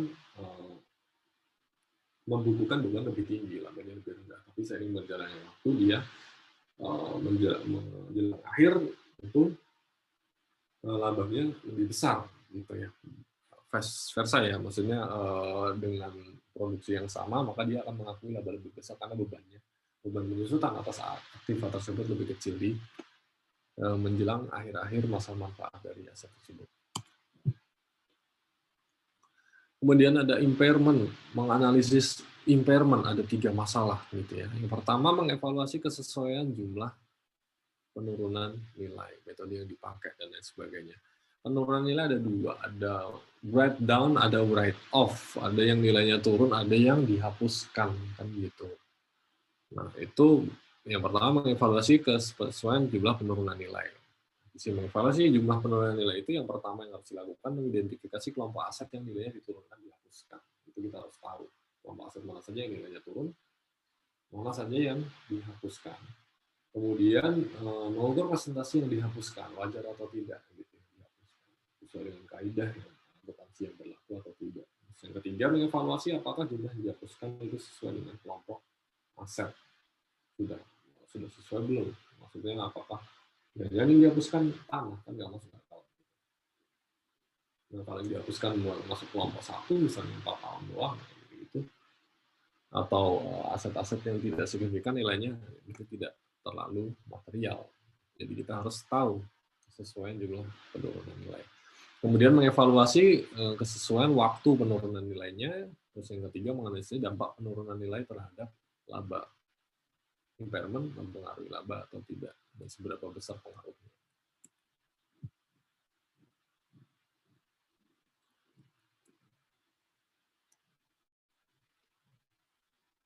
Ya, kemudian aset tidak berwujud.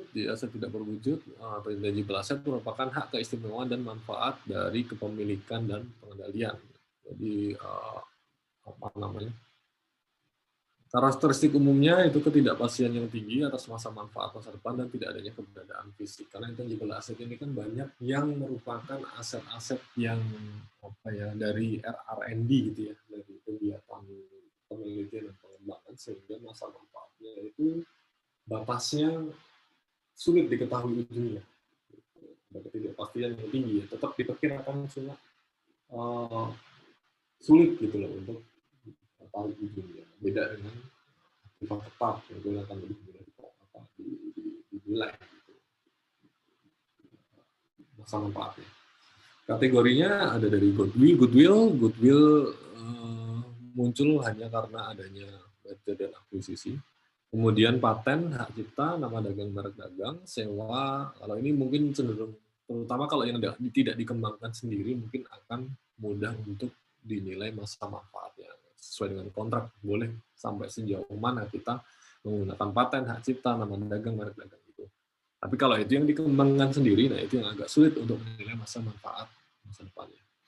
Kemudian sewa, leasehold, dan perbaikan gedung yang disewa, hak eksplorasi, biaya pengembangan sumber daya alam, formula, proses teknologi, desain, khusus lisensi, waralaba, keanggotaan, dan daftar pelanggan. Masuk ke dalam kategori aset tidak berwujud.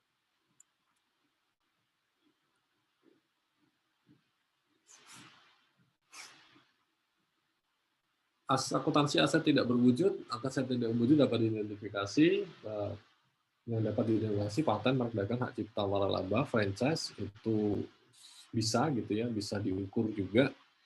Nah, kalau untuk goodwill ini tidak dapat diidentifikasi karena tidak ada bentuknya sebenarnya, dan manfaatnya juga sebenarnya kita perlu pertanyakan karena goodwill itu kan hanya timbul gitu ya, muncul sebagai konsekuensi dari sebuah kejadian dari akuisisi gitu kan, sehingga tidak dapat diidentifikasi.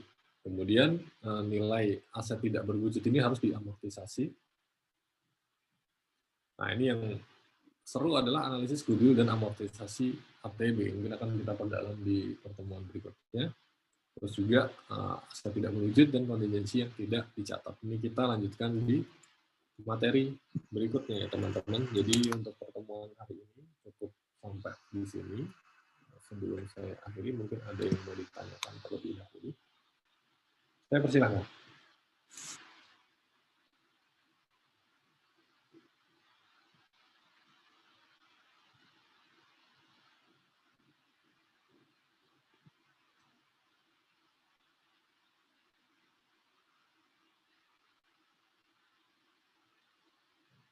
Ada yang mau bertanya?